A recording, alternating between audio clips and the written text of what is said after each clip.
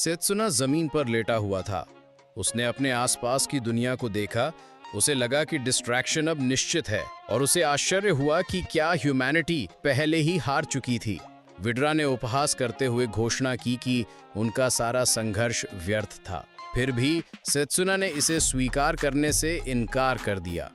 अपनी बची हुई पावर के साथ उसने विड्रा पर एक साधारण मुक्का मारा और ये देखकर हैरान रह गया कि उस हमले ने गॉड ऑफ डेथ को थोड़ा सा ही सही पर अफेक्टेड किया।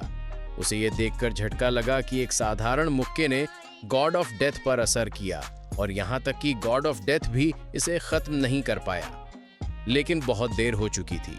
सेत्सुना का शरीर उसका साथ छोड़ रहा था और वो जानता था कि वो जारी नहीं रख पाएगा। विड्रा ने फाइनल अटैक करने की तैयारी की। उसे ताना मारते हुए कहा कि खेल खत्म हो गया है। तभी सेत्सुना ने जो लॉकेट पहना हुआ था वो चमकने लगा। ये उसे अपने हेडमास्टर के दिए उपहार की याद दिलाता है। उसके हेडमास्टर ने एक बार उससे कहा था कि ये रिजरेक्शन का प्रतीक है जो टावर की सोल को अपने अंदर रखता है। अगर उसे कभी कोई पछतावा हो तो ये लॉकेट उसे एक मौका देगा कि वो उस पछतावे को मिटा सके। सेत्सुना ने एक पल सोचा। उसे अपने जीवन में कभी कोई पछतावा नहीं था, इसलिए वो निश्चित नहीं था कि उसे कभी इसकी जरूरत पड़ेगी। उसके हेडमास्टर ने उसके विचारों को भांपते हुए बस मुस्कुराया और कहा, एकेडमी के टॉप ग्रेजुएट से यही उम्मीद थी, लेकिन याद रखना एक समय ऐसा आ सकता है जब तुम्हें इसकी जरूरत पड़ेगी। अपने विचारों से प्रेरित होकर सेत्सुना ने रुककर याद किया कि उसका एकमात्र पछतावा उस दिन नजदीकी वॉर का रास्ता ना चुनना था। अगली बार उसने कसम खाई कि वो डेफिनेटली विड्रा को हराएगा। अचानक उसने खुद को एक फेमिलियर क्लास में पाया जहां वो सो रहा था। वो लियो के हिट से चौंक कर जागा। लियो ने उसे बताया कि अब उसकी बारी है। सेत्सुना लियो को देखकर हैरान था। उसे याद था कि गॉड ऑफ डेथ आने से पहले लियो गायब हो गया था। चारों ओर देखते हुए सेत्सुना को एहसास हुआ कि वो मेज एकेडमी में वापस आ गया है। ऐसा लग रहा था कि वो 10 साल पीछे समय में अपनी कड़वी हार के दिन में सब कुछ बदलने और गॉड ऑफ डेथ को हराने के मौके के साथ वापस आ गया है। लियो ने उसे फिर से आग्रह किया और पूछा कि इलेक्टोरल रिचुअल के बीच में सेत्सुना इतना खोया हुआ क्यों था। सेत्सुना ने वर्तमान में वापसी की और सहमत हो गया। वो क्लास के सामने चला गया जहां कई टीचर हेडमास्टर के साथ खड़े थे। एक लड़की ने दूसरी से फुसफुसाते हुए कहा कि सेत्सुना यहाँ है और दूसरी लड़की ने कहा कि उसके पास कई टाइप के मैजिक के रास्ते चुनने की एबिलिटी है। सेत्सुना के सामने खड़े व्यक्ति ने एक किताब खोली जिससे एक नर्म रोशनी निकली। सेत्सुना को याद आया कि मैजिक के अलग अलग रास्ते होते हैं, प्रत्येक के अपने यूनिक स्पेल होते हैं। एक बार जब कोई मैज एक रास्ते को चुनने का फैसला कर लेता है तो उसके लिए अदर डिपार्टमेंट से स्पेल सीखना मुश्किल हो जाता है। ये दो अलग अलग रिलीजन में एक साथ विश्वास करने जैसा था। सामने खड़े व्यक्ति ने उससे पूछा कि वो किस रास्ते में एक्सपर्टीज हासिल करना चाहता है। उस व्यक्ति ने विश्वास के साथ अपनी एबिलिटी दिखाई और सेत्सुना से कहा कि उसे यकीन है कि वो इसे चुनेगा। सेत्सुना ने एक पल सोचा। आमतौर पर उसने रिमोट मैजिक का रास्ता चुना होता जिसमें ओपोनेंट्स पर वार करने के लिए एलिमेंट्स को बनाना और उसे भेजना शामिल था। इससे मैच दुश्मनों से दूर रह पाते थे, हमले के जोखिम को कम करते थे और ये बड़े एरिया के स्पेल से एक साथ कई ओपोनेंट को खत्म कर सकता था। अगर वो रिमोट मैजिक चुनता तो वो सबसे पावरफुल मैच बन जाता, लेकिन वो गॉड ऑफ डेथ के खिलाफ काफी नहीं होता। जैसे ही सेत्सुना ने रिमोट मैजिक के ऑप्शन से मुंह मोड़ा, सभी चौंक गए। पास खड़ा लियो सोचने लगा कि वो क्या कर रहा है। डेफिनेटली वो रिमोट मैजिक ही चुनेगा। उन सब ने सवाल किया कि सेत्सुना नियर बाय मैजिक क्यों चुनेगा, जो सबसे बेकार ऑप्शन जैसा लगता था। उसने समझाया कि close up magic physical body को स्ट्रॉन्ग करने पर कॉन्सेंट्रेट था। इसे पुराना माना जाता था और केवल क्लोज कॉम्बैट में इफेक्टिव था। उसने इसकी तुलना एक ऐसे व्यक्ति से की जिस पर एरो की बौछार हो रही हो और उसके पास खुद को बचाने के लिए केवल एक पत्थर हो। उसने सेत्सुना से पूछा कि क्या वो वास्तव में अपने फ्यूचर को बर्बाद करना चाहता है। सेत्सुना जानता था कि क्लोजअप मैजिक चुनकर वो एक फेमस मैच बनने की किसी भी उम्मीद को छोड़ रहा था। हालांकि ये एकमात्र मैजिक था जो उसे गॉड ऑफ डेथ को हराने में मदद कर सकता था। वो उम्मीद को छोड़ नहीं सकता था। जैसे ही सब ने उसे क्लोजअप मैजिक चुनते हुए देखा, क्लास में खामोशी छा गई। वे चौंक गए, लेकिन सेट्सुना अपने फैसले पर अटल था। इस पावर के साथ मैं गॉड ऑफ डेथ को हराऊंगा। जैसे ही सेट्सुना ने अपना चुनाव किया, सब ने एक साथ आश्चर्य में सांस ली और स्टूडेंट्स आपस में बातें करने लगे। रेंज मैजिक डिपार्टमेंट के मेजर साइलस ने आह भरते हुए किताब बंद कर दी, ये कहते हुए कि उसने सेट्सुना के लिए सब कुछ प्लान्स कर रखा था, ये मानते हुए कि वो रिमोट मैजिक ही चुनेगा। ऐसा करके सेट्सुना सबसे ग्रेट मैजस बन जाता और अपने टीचर के रूप में साइलस के लिए भी फेम और ऑनर लाता। सेट्सुना हालांकि अपने आसपास की फुसफुसाहट से बेपरवाह था। वो जानता था कि साइलस की योजनाएं भले ही बहुत शानदार थीं, अगले 10 सालों में कोई मायने नहीं रखती। दुनिया के पास विनाश से पहले केवल 10 साल बचे थे और गॉड ऑफ डेथ का पहला आगमन केवल 5 साल दूर था। अपने पास सेल्फ की सभी यादों के बावजूद सेट्सुना में क्लोज कॉम्बैट के लिए आवश्यक एक्सपीरियंस की कमी थी। उसके पास अगले 5 सालों में इसमें महारत हासिल करने का तरीका खोजने के अलावा कोई ऑप्शन नहीं था। रिचुअल पूरा होने के बाद स्टूडेंट्स को अपने रिलेटेड मैजिक के डिपार्टमेंट में वापस जाने के लिए कहा गया। सेट्सुना अपनी क्लास कहाँ थी ये नहीं जानते हुए सोचने लगा कि उसे कहाँ जाना है।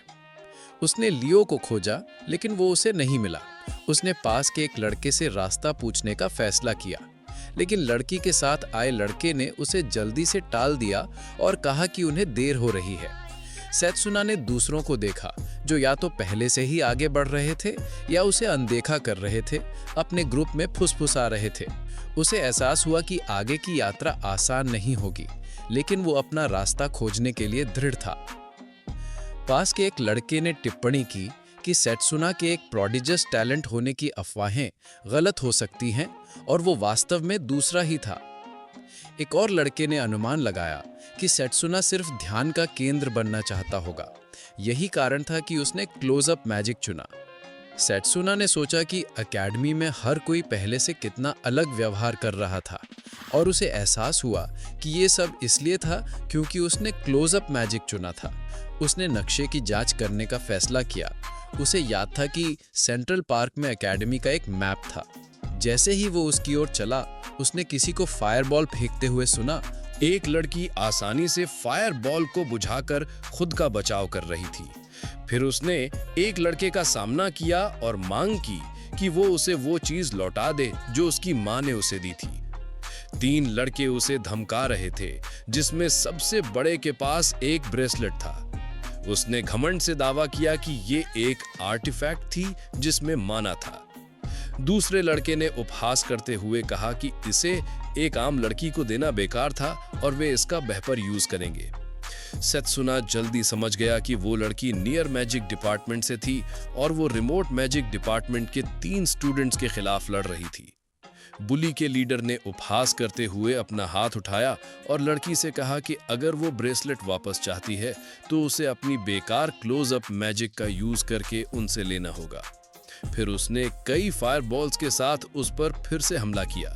लड़की ने अपने फिजिकल बूस्ट को एक्टिव करके जवाब दिया, जो क्लोजअप मैजिक की एक मेन एबिलिटी थी, जो उसकी फिजिकल एबिलिटीज को बढ़ाती थी।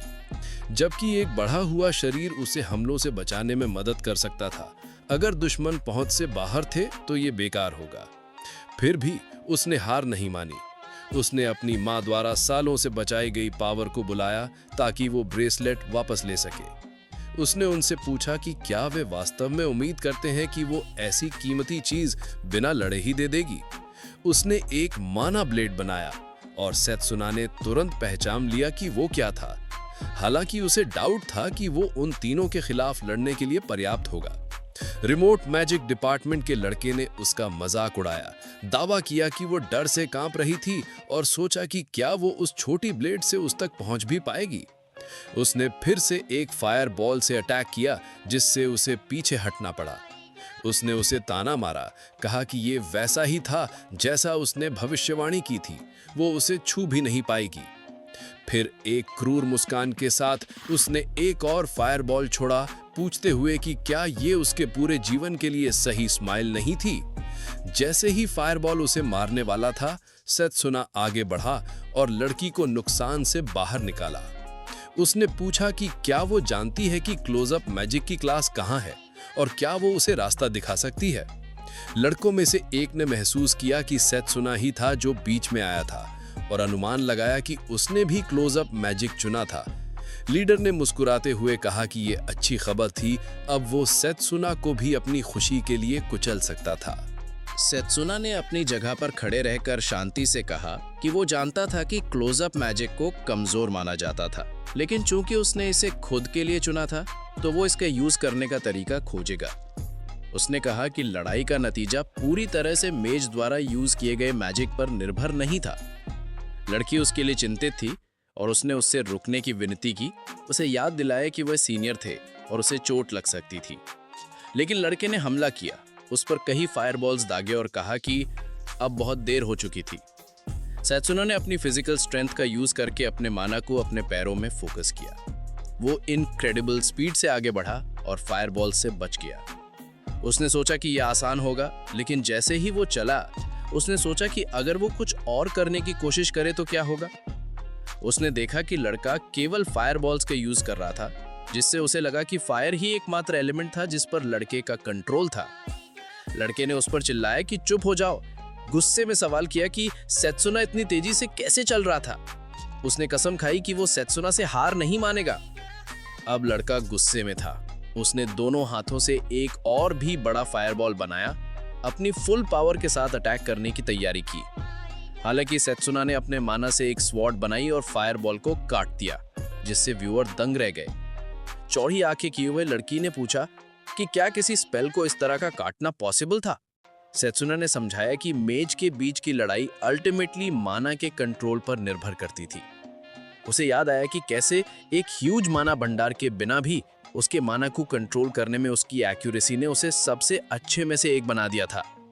उसे लगा कि स्पेल में उसकी उम्मीद से कहीं ज्यादा वर्सेटैलिटी थी और सोचा कि अगर वो स्पीड को पावर के साथ जोड़ता तो क्या होता। लड़के ने दांत पीसे और कहा कि वो एक और भी पावरफुल अटैक करेगा। मोटे लड़के ने उसे रुकने की चेतावनी दी, जबकि दूसरे लड़के ने चेतावनी दी कि अगर लीडर ऐसा करता रहा तो कोई टीचर इंटरफेयर कर सकता है। लड़के ने उन्हें अनदेखा किया, उनसे कहा कि मुझे मत रोको। उसने चैंटिंग शुरू की और जब वो ऐसा कर रहा था, सेत्सुना दौड़ कर गया और पल भर में दूरी को खत्म कर दिया। एक तेज गति के साथ उसने लड़के को एक पावरफुल माना पंच मारा, जिससे वो पीछे हट गया। लड़का लड़खड़ा कर पीछे हट गया और सेत्सुना ने अपनी मुट्ठी भींच ली। सोचा कि ये क्लोज कॉम्बैट में कितना यूजफुल होगा। लड़कों में से एक ने सोचा कि क्या क्लोजअप मैजिक सबसे कमजोर मैजिक नहीं था, और एकमात्र डिफरेंस ये था कि सेत्सुना इसे चला रहा था। वो इतना स्ट्रॉन्ग कैसे हो गया था। सेत्सुना ने फिर से ब्रेसलेट वापस मांगा। मोटे लड़के ने हिचकिचाते हुए उसे दे दिया, ये तय करते हुए कि लड़ाई को आगे ना बढ़ाना ही सबसे अच्छा था। फिर दोनों लड़के घायल वाले को दूर ले गए। सेत्सुना ने ब्रेसलेट लड़की को वापस कर दिया, उसे बताया कि ये उसके लिए कीमती था। उसने उसका गर्मजोशी से स्वागत किया और यहाँ तक कि हाथ मिलाने के लिए भी अपना हाथ बढ़ाया। जैसे ही उन्होंने हाथ मिलाया, उसने अपना परिचय दिया। उसने इसे एनर्जी से झोंका, ये कहते हुए कि वो जानती थी कि वो फेमस था और उसमें सभी मैजिक के रास्तों के लिए एबिलिटी थी। फिर उसने पूछा कि उसने क्लोजअप मैजिक क्यों चुना।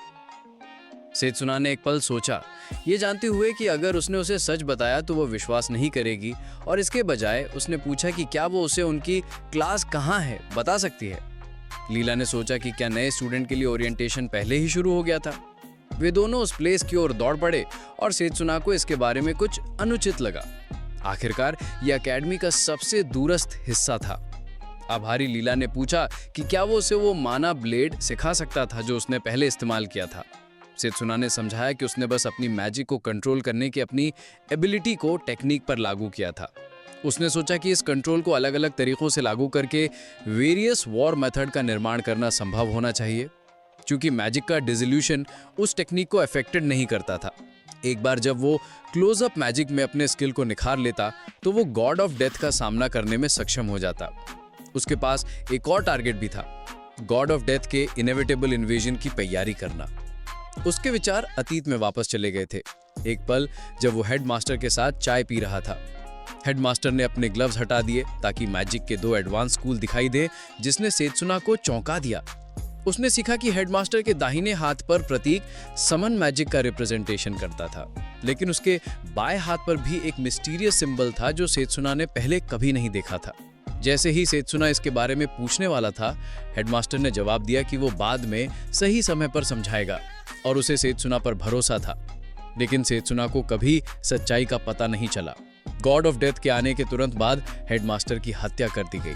अपराधी खुद गॉड ऑफ डेथ था, जो हेडमास्टर की एबिलिटीज से डरता था। सेत्सुना का मानना था कि अगर वो दूसरे मैजिक के रास्ते की मिस्ट्री को एक्सपोज कर सकता तो ये उसे दुनिया की नियति को बदलने की पावर दे सकता था। लीला उसे एक बिल्डिंग की ओर ले गई, ये कहते हुए कि वे अपने डेस्टिनेशन पर पहुंच गए थे। सेत्सुना सोचने लगा कि वो अपने क्लोजअप मैजिक से हेडमास्टर का ध्यान कैसे आकर्षित कर सकता है।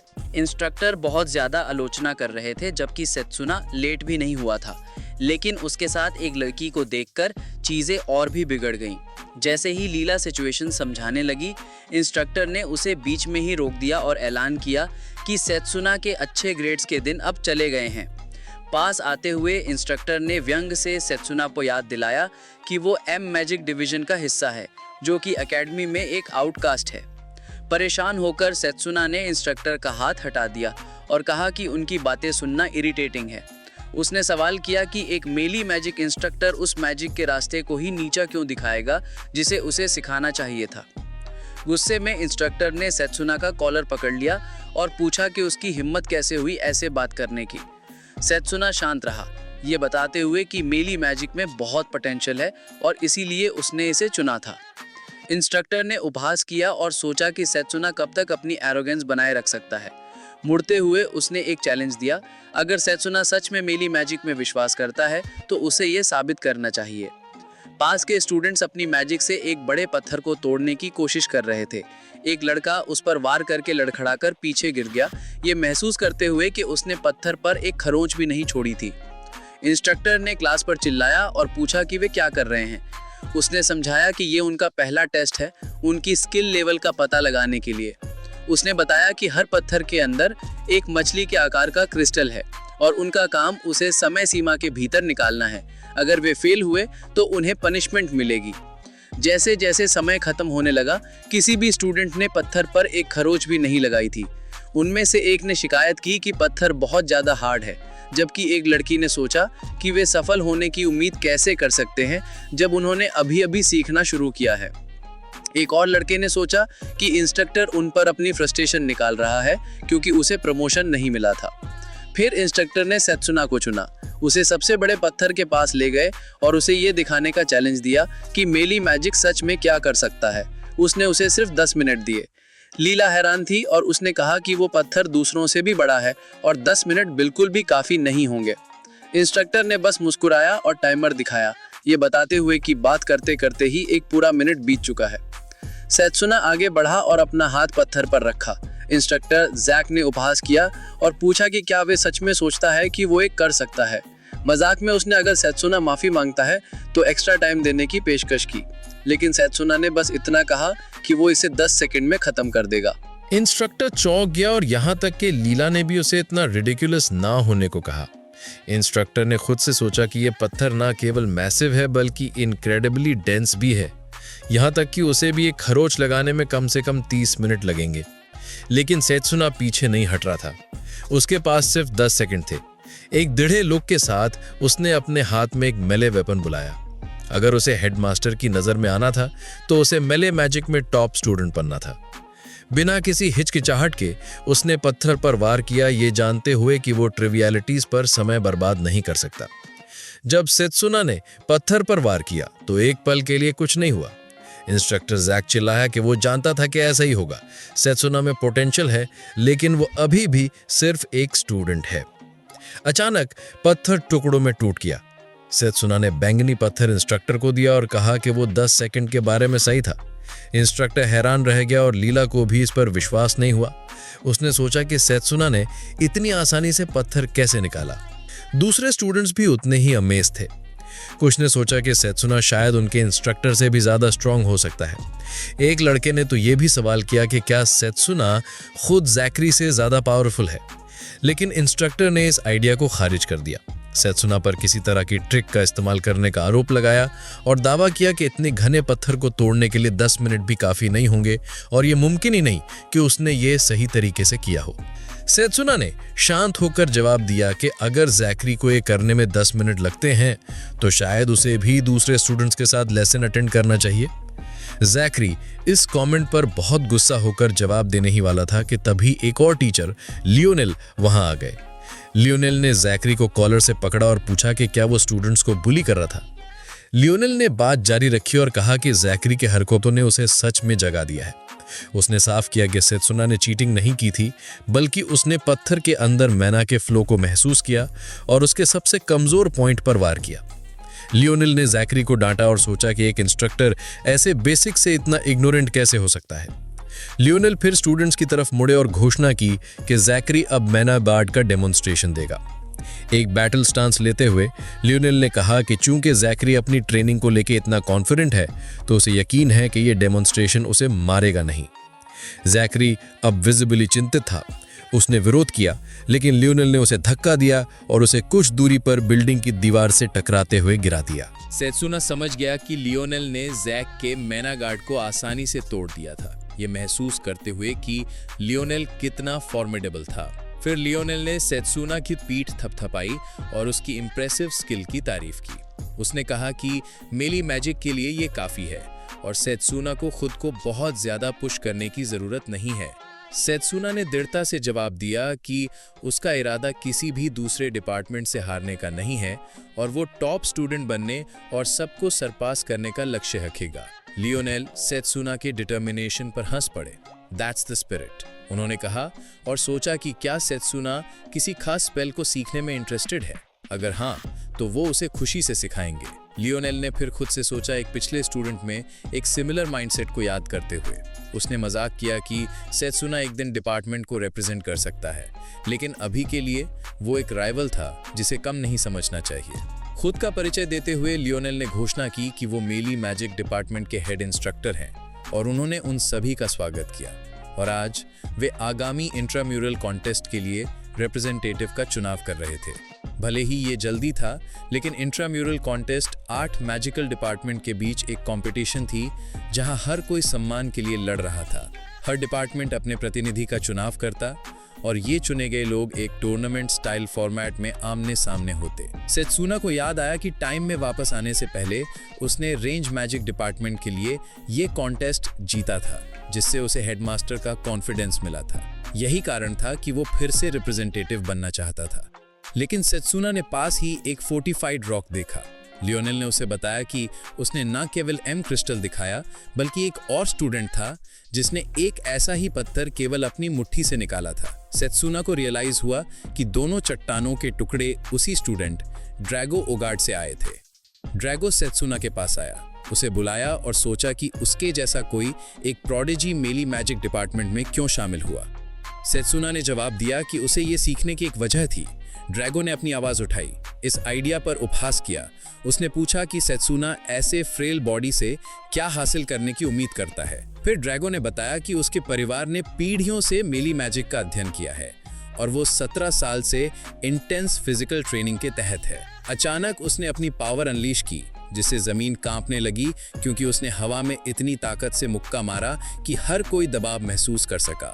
एक स्मग एक्सप्रेशन के साथ उसने सेत्सुना के चेहरे पर हमला किया और उसे ड्यूअल के लिए चैलेंज किया। उसने घोषणा की कि अगर सेत्सुना रिप्रेजेंटेटिव बनना चाहता है तो उसे अपनी स्ट्रेंथ और डिटर्मिनेशन साबित करनी होगी। सेत्सुना ने ड्रैगो को याद दिलाया कि इंट्राम्यूरल कॉन्टेस्ट स्किल का टेस्ट है और मेली मैजिक डिपार्टमेंट में एकमात्र रिनाउंड स्टूडेंट होने के नाते वो पहले से ही एक कंटेंडर था। सेत्सुना ने मामला और बढ़ने से पहले ही ड्यूअल के लिए सहमति दे दी। लियोनेल ने दखल दिया और घोषणा की कि ड्यूअल 1 हफ्ते बाद निर्धारित होगा। ड्रैगो ने सेत्सुना को ना छोड़ने की चेतावनी दी। उसे बताया कि अगर वो खुद को मेली मैग कहता है तो उन्हें ऑनरेबली लड़ना चाहिए। जैसे ही ड्रैगो गया, एक लड़के ने सोचा कि ड्यूअल कौन जीतेगा, जबकि लड़की ने ड्रैगो की जीत पर अपना कॉन्फिडेंस जाहिर किया। लेकिन लीला ने सेत्सुना से पूछा कि क्या उसे यकीन है कि वो ड्रैगो को हरा सकता है। सेत्सुना ने अपना सिर हिलाया, ये सोचते हुए कि ड्रैगो का शक्तिशाली शरीर जो सालों की ट्रेनिंग से होन हुआ था, अभी उसके लिए संभालना बहुत ज्यादा था। फिर भी वो इस विश्वास के साथ चला गया कि एक तरीका है। लीला पजल्ड थी और उसने पूछा कि वो कहाँ जा रहा है। उत्सुक होकर उसने उसके पीछे जाने का फैसला किया। वे जंगल में एक विशाल पेड़ के सामने रुके। लीला अभी भी नहीं समझ पाई कि क्या चल रहा था। सेत्सुना ने पेड़ को छुआ, ये बताते हुए कि ये उसकी सीक्रेट ट्रेनिंग स्पॉट थी। जब भी वो यहाँ ट्रेनिंग करता तो उसकी स्ट्रेंथ 3 गुना बढ़ जाती थी। उसने कहा कि ये एक इनक्रेडिबल ट्री है। सेत्सुना ने समझाया कि ये वर्ल्ड ट्री था जो सहस्त्राब्दियों से जड़ जमाए हुए था। पेड़ से निकलने वाली हरी रोशनी ने सेत्सुना को अपने में समा लिया और उसे अपना एक मान लिया, और वो भी उसी रोशनी में नहा गया। लीला उस रोशनी के बारे में उत्सुक थी और सेत्सुना ने समझाया कि ये वर्ल्ड ट्री का आशीर्वाद था, जिसका उन लोगों के लिए एक्सेलरेटेड रिकवरी का असर था जिन्हें वो स्वीकार करता था। उसे विश्वास था कि उसे ये जगह टाइम में वापस आने से पहले मिली थी। वर्ल्ड ट्री के आशीर्वाद से अब उसे मैना खत्म होने की चिंता करने की जरूरत नहीं थी। वो अलग अलग दुनिया में जा सकता था और ट्रेनिंग कर सकता था जो उसे उसकी फिजिकल लिमिट्स तक पुश करती थी। लीला अमेज्ड थी, लेकिन वो जानती थी कि ड्रैगो जन्म से ही एक मेली मैग रहा था। उसने सेत्सुना का एहसान चुकाने की एक स्ट्रॉन्ग डिजायर महसूस की, क्योंकि उसने उसे वापस लौटा दिया था। इसलिए उसने ड्रैगो की जासूसी करके उसकी मदद करने का फैसला किया। दृश्य मेली मैजिक ट्रेनिंग रूम में शिफ्ट हुआ, जहां कुछ स्टूडेंट्स, जिनमें ड्रैगो भी शामिल था, ट्रेनिंग कर रहे थे। लीला घूमकर देखने लगी। ड्रैगो बहुत ज्यादा वेट के साथ एक्सरसाइज कर रहा था। खत्म करने के बाद उसने लियोनेल से पूछा कि क्या कोई फोर्टिफाइड रॉक्स बचे हैं। लियोनेल ने पूछा कि क्या ड्रैगो उन सभी को तोड़ना चाहता है। ड्रैगो ने जवाब दिया कि ये तोड़ने के बारे में नहीं है, वो बस उन्हें बोरो कर रहा था।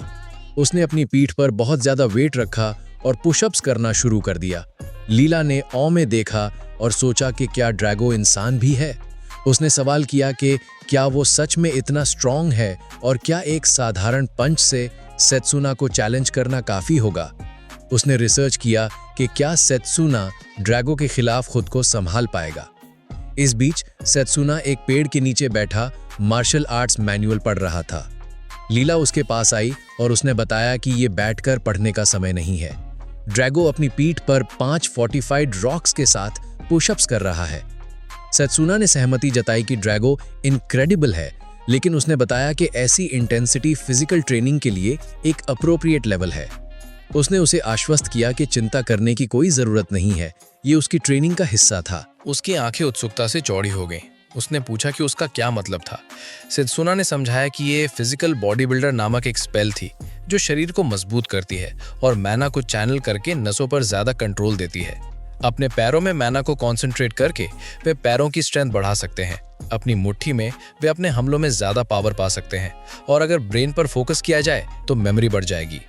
उसने किताब को एक तरफ फेंका और उसे बताया कि वो पहले ही सारी टेक्निक्स याद कर चुका है, इसलिए वो उनका टेस्ट करने के लिए उत्सुक था। उसने गिरी हुई पत्ती को देखा और एक स्विफ्ट किक से अपनी पावर का इस्तेमाल करके उसे 2 हिस्सों में काट दिया। उसने दूसरी पत्तियों को काटने के लिए अपनी तलवार जैसी शक्ति भी बनाई। लीला ने मार्वल किया कि ये कितना इनक्रेडिबल था और उसने इतनी जल्दी उन मूव्स को कैसे सीख लिया। सेत्सुना ने कहा कि ये सिर्फ काफी नहीं है, और अचानक उसे एक शार्प पेन महसूस हुआ जिससे वो घुटनों पर गिर गया। उसके हाथ पर एक घाव आ गया था। लीला ने सोचा कि ये घाव कहां से आया, लेकिन सेत्सुना ने उसे आश्वस्त किया कि वो ठीक है। फिर वर्ल्ड ट्री से हरी रोशनी ने उसे घेर लिया और उसने समझाया कि फिजिकल बूस्ट के साथ वो जानबूझकर अपनी मसल्स को उनके ब्रेकिंग पॉइंट तक पुश कर रहा था। वो रिकवरी पर फोकस कर सकता था, जिससे उसका शरीर मजबूत और तेजी से ठीक होगा। घाव उनकी आंखों के सामने ठीक हो गया और लीला ने पूछा कि क्या उसे सच में इतनी दूर तक जाने की जरूरत है। सेत्सुना ने जवाब दिया कि वो सामान्य ट्रेनिंग तरीकों से ड्रैगो के बराबर नहीं आ सकता था, क्योंकि ड्रैगो ने उससे कहीं ज्यादा समय ट्रेनिंग में बिताया था। ड्यूअल के लिए सिर्फ 1 हफ्ता बाकी था। सेत्सुना ने इस प्रोसेस को 1000 बार दोहराने का डिटर्मिनेशन किया। लीला हैरान थी और उसने पूछा कि वो इतनी टफ ट्रेनिंग को एक बार भी कैसे कर सकता है। 1000 बार तो दूर की बात है। सेत्सुना ने जवाब दिया कि परफेक्ट होना जरूरी नहीं था, लेकिन जब वो ट्रेनिंग कर रहा था तो उसे उन दिनों की याद आई जब वो मैजिक चला भी नहीं सकता था। उसने खुद को हर दिन ट्रेनिंग के लिए समर्पित किया था। भले ही वो कई बार फेल हुआ, उसने कभी खुद पर हार नहीं मानी और लिटिल बाय लिटिल वो बढ़ता रहा। वो एंड्योर कर सकता था क्योंकि जब तक उसे पता था कि वो बेहतर हो रहा है, ये बेरेबल था। उसके बाद वे दोनों साथ में ट्रेनिंग करते रहे और अपने रेस्ट के दौरान लीला ने उसके बारे में सोचा। लोग अक्सर कहते थे कि वो टैलेंट के साथ पैदा हुआ था, लेकिन असल में उसने किसी और से ज्यादा मेहनत की थी।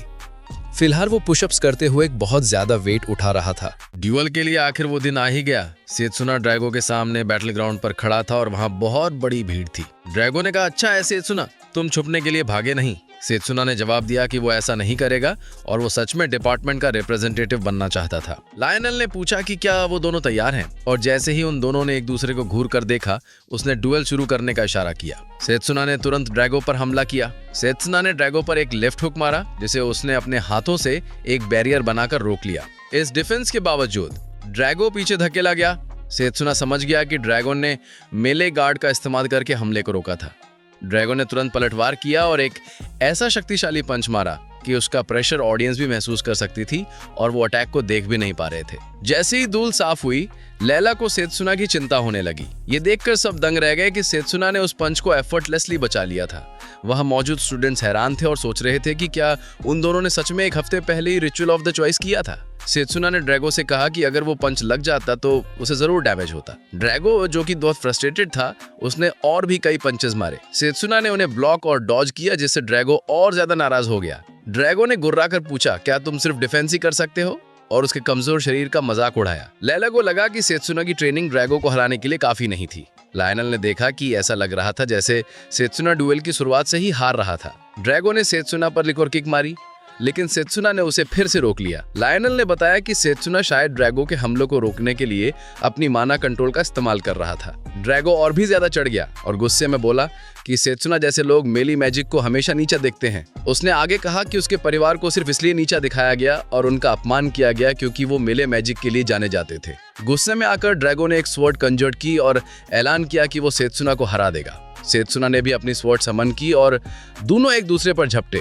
उनकी तलवारें एक शक्तिशाली स्ट्राइक में टकराईं। ड्रैगो ने जल्दी जल्दी और भी स्लैशेस किए, लेकिन सेत्सुना स्किलफुली उनसे कूदकर बचता रहा। आखिर में सेत्सुना ने भी अपना स्लैश किया। जब ड्रैगो ने दोबारा हमला किया तो सेत्सुना फिर से बच गया और उनके क्लैश की ताकत से उनके नीचे की जमीन टूट गई। जैसे ही ड्रैगो ने फिर से चार्ज किया, सेत्सुना को उन दो लड़कों की बातें याद आई जिन्होंने ड्रैगो से लड़ाई करने और मेले मैजिक चुनने के लिए उसकी आलोचना की थी। सेत्सुना ने ड्रैगो से कहा कि वो उसे समझता है, लेकिन उसका लक्ष्य कुछ ज्यादा बड़ा था। ड्रैगो कंफ्यूज था और सेत्सुना का मतलब नहीं समझ पाया। सेत्सुना ने एक सटीक स्ट्राइक से ड्रैगो की माना स्वॉर्ड को तोड़ दिया। ड्रैगो उस हमले से कुछ पल के लिए स्टन रह गया, लेकिन अगले ही पल उसने पलटवार किया और फिजिकल बूस्ट एक्सेलरेशन का इस्तेमाल करके सेत्सुना पर फिर से हमला कर दिया। सेत्सुना ने अपनी स्पीड बढ़ाई और पलटवार किया। लाइला को एहसास हुआ कि सेत्सुना के हमलों का ड्रैगो पर असर होने लगा था। लियोनेल को लगा कि ड्रैगो बहुत अच्छा लड़ रहा था, लेकिन सेत्सुना की मैना मैनिपुलेशन और फिजिकल बूस्ट भी उतने ही शानदार साबित हो रहे थे। लियोनेल ये देखने का इंतजार नहीं कर सकता था कि कौन जीतेगा और जानता था कि ड्रैगो के सॉलिड डिफेंस को तोड़ने के लिए सेत्सुना को एक गैप बनाना होगा। जैसे ही सेत्सुना ड्रैगो पर हमला करने के लिए दौड़ा, ड्रैगो ने गुस्से में एक और तलवार बनाई और उसे स्लैश किया। खतरा भापते हुए सेत्सुना तुरंत बच गया। ड्रैगो का हमला बहुत जबरदस्त फोर्स के साथ जमीन पर लगा और उसे तोड़ दिया। ये देखकर ड्रैगो मुस्कुराया और कॉन्फिडेंस से ऐलान किया कि सेत्सुना अपने उन पैरों से बच नहीं पाएगा। गुस्से से भरा हुआ उसने अपनी मुट्ठियां तस्कर भींच ली, जिससे लियोनेल को ये सोचने पर मजबूर कर दिया कि वो आगे क्या प्लान बना रहा था। ड्रैगो आगे बढ़ा और सेत्सुना पर पंच मारा, लेकिन जब पंच लगा तो वो सिर्फ एक आफ्टर इमेज था। असली सेत्सुना पहले से ही हवा में था। ऊपर से उसने समझाया कि मैना को एक स्पेसिफिक जगह पर कंसंट्रेट करके कोई भी अपने ओपोनेंट को गुमराह करने के लिए आफ्टर इमेज बना सकता है। बिना एक भी पल बर्बाद किए सेत्सुना इनक्रेडिबल स्पीड से आगे बढ़ा। जैसे ही ड्रैगो दूसरे हमले के लिए तैयार हुआ, सेत्सुना ने कहा कि चलो इसे खत्म करते हैं। उसी के साथ उसने ड्रैगो पर एक पावरफुल स्लैश किया। ऑडियंस हैरान थी और लियोनेल सोच रहा था कि क्या सेत्सुना ने हमले के दौरान मूवमेंट का फायदा उठाया था। वो दोनों बहुत ही इंप्रेसिव थे। लियोनेल ने फिर ऐलान किया कि मैच खत्म हो गया था और सेत्सुना को विजेता घोषित किया। जब ड्रैगो फाइनल स्लैश के बाद जमीन पर पड़ा था तो लैला इस नतीजे को देखकर बहुत खुश थी। सबको हैरान करते हुए ड्रैगो धीरे धीरे उठा। ऑडियंस चौंक दी कि वो इतने जबरदस्त ब्लॉक के बाद भी खड़ा हो सकता था। ये साफ था कि ड्रैगो कितना स्ट्रॉन्ग था। हालांकि ड्रैगो सेत्सुना से बहुत गुस्से में था, ये सोचकर कि उसने फाइनल अटैक में जानबूझकर खुद को रोका था ताकि उसे कोई जानलेवा चोट न लगे। सेत्सुना ने ड्रैगो को उठाने के लिए अपना हाथ बढ़ाया।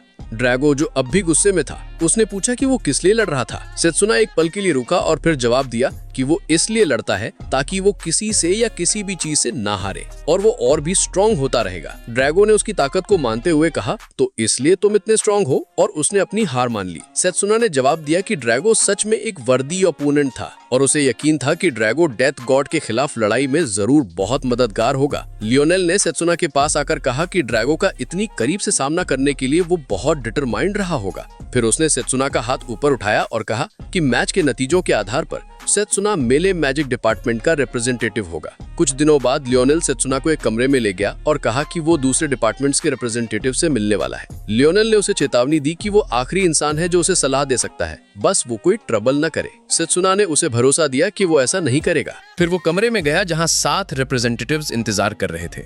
चश्मे वाले एक लड़के ने सेत्सुना को देखा और जोर से कहा, क्या इस साल मेली मैजिक डिपार्टमेंट भी हिस्सा लेगा? उसने उनकी शेमलेसनेस पर टिप्पणी की। सेत्सुना ने उस लड़के को एनहांसमेंट मैजिक डिपार्टमेंट के नोएल के रूप में पहचाना। नोएल करीब आया, अपना पैर सेत्सुना के ऊपर रखा और उसे नीचे दबाया। उसने ताना मारा कि पहले मैच में वो राइवल्स होंगे और पिछले 100 सालों में कोई भी मेली मैजिक का पार्टिसिपेंट कॉन्टेस्ट नहीं जीत पाया। उसने सुझाव दिया कि सेत्सुना को बस एक कोने में बैठकर वेट्स उठाना चाहिए। सेत्सुना बिना परेशान हुए अपना पैर नोएल के पैर के खिलाफ दबाकर जवाब दिया, ऐसा लगता है कि एनहांसमेंट मैजिक डिपार्टमेंट के पास लोगों का वेलकम करने का एक अनोखा तरीका है। क्या यहाँ ऐसे ही किया जाता है? नोएल गुस्से में आ गया, लेकिन सेत्सुना ने शांत होकर जवाब दिया कि उसे पिछले 100 सालों की कोई परवाह नहीं है, इस साल का चैंपियन वो ही बनेगा। नोएल, जो बहुत फ्रस्ट्रेटेड था, हंसा और उससे कहा कि वो बस सपने देखे।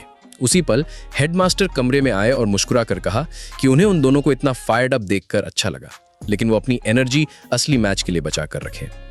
जैसे ही सभी रिप्रेजेंटेटिव्स ने हेडमास्टर को सम्मान दिखाने के लिए खड़े हुए, सेत्सुना ने सोचा कि वो अपने पिछले जन्म की तरह ही इस पल भी आए हैं।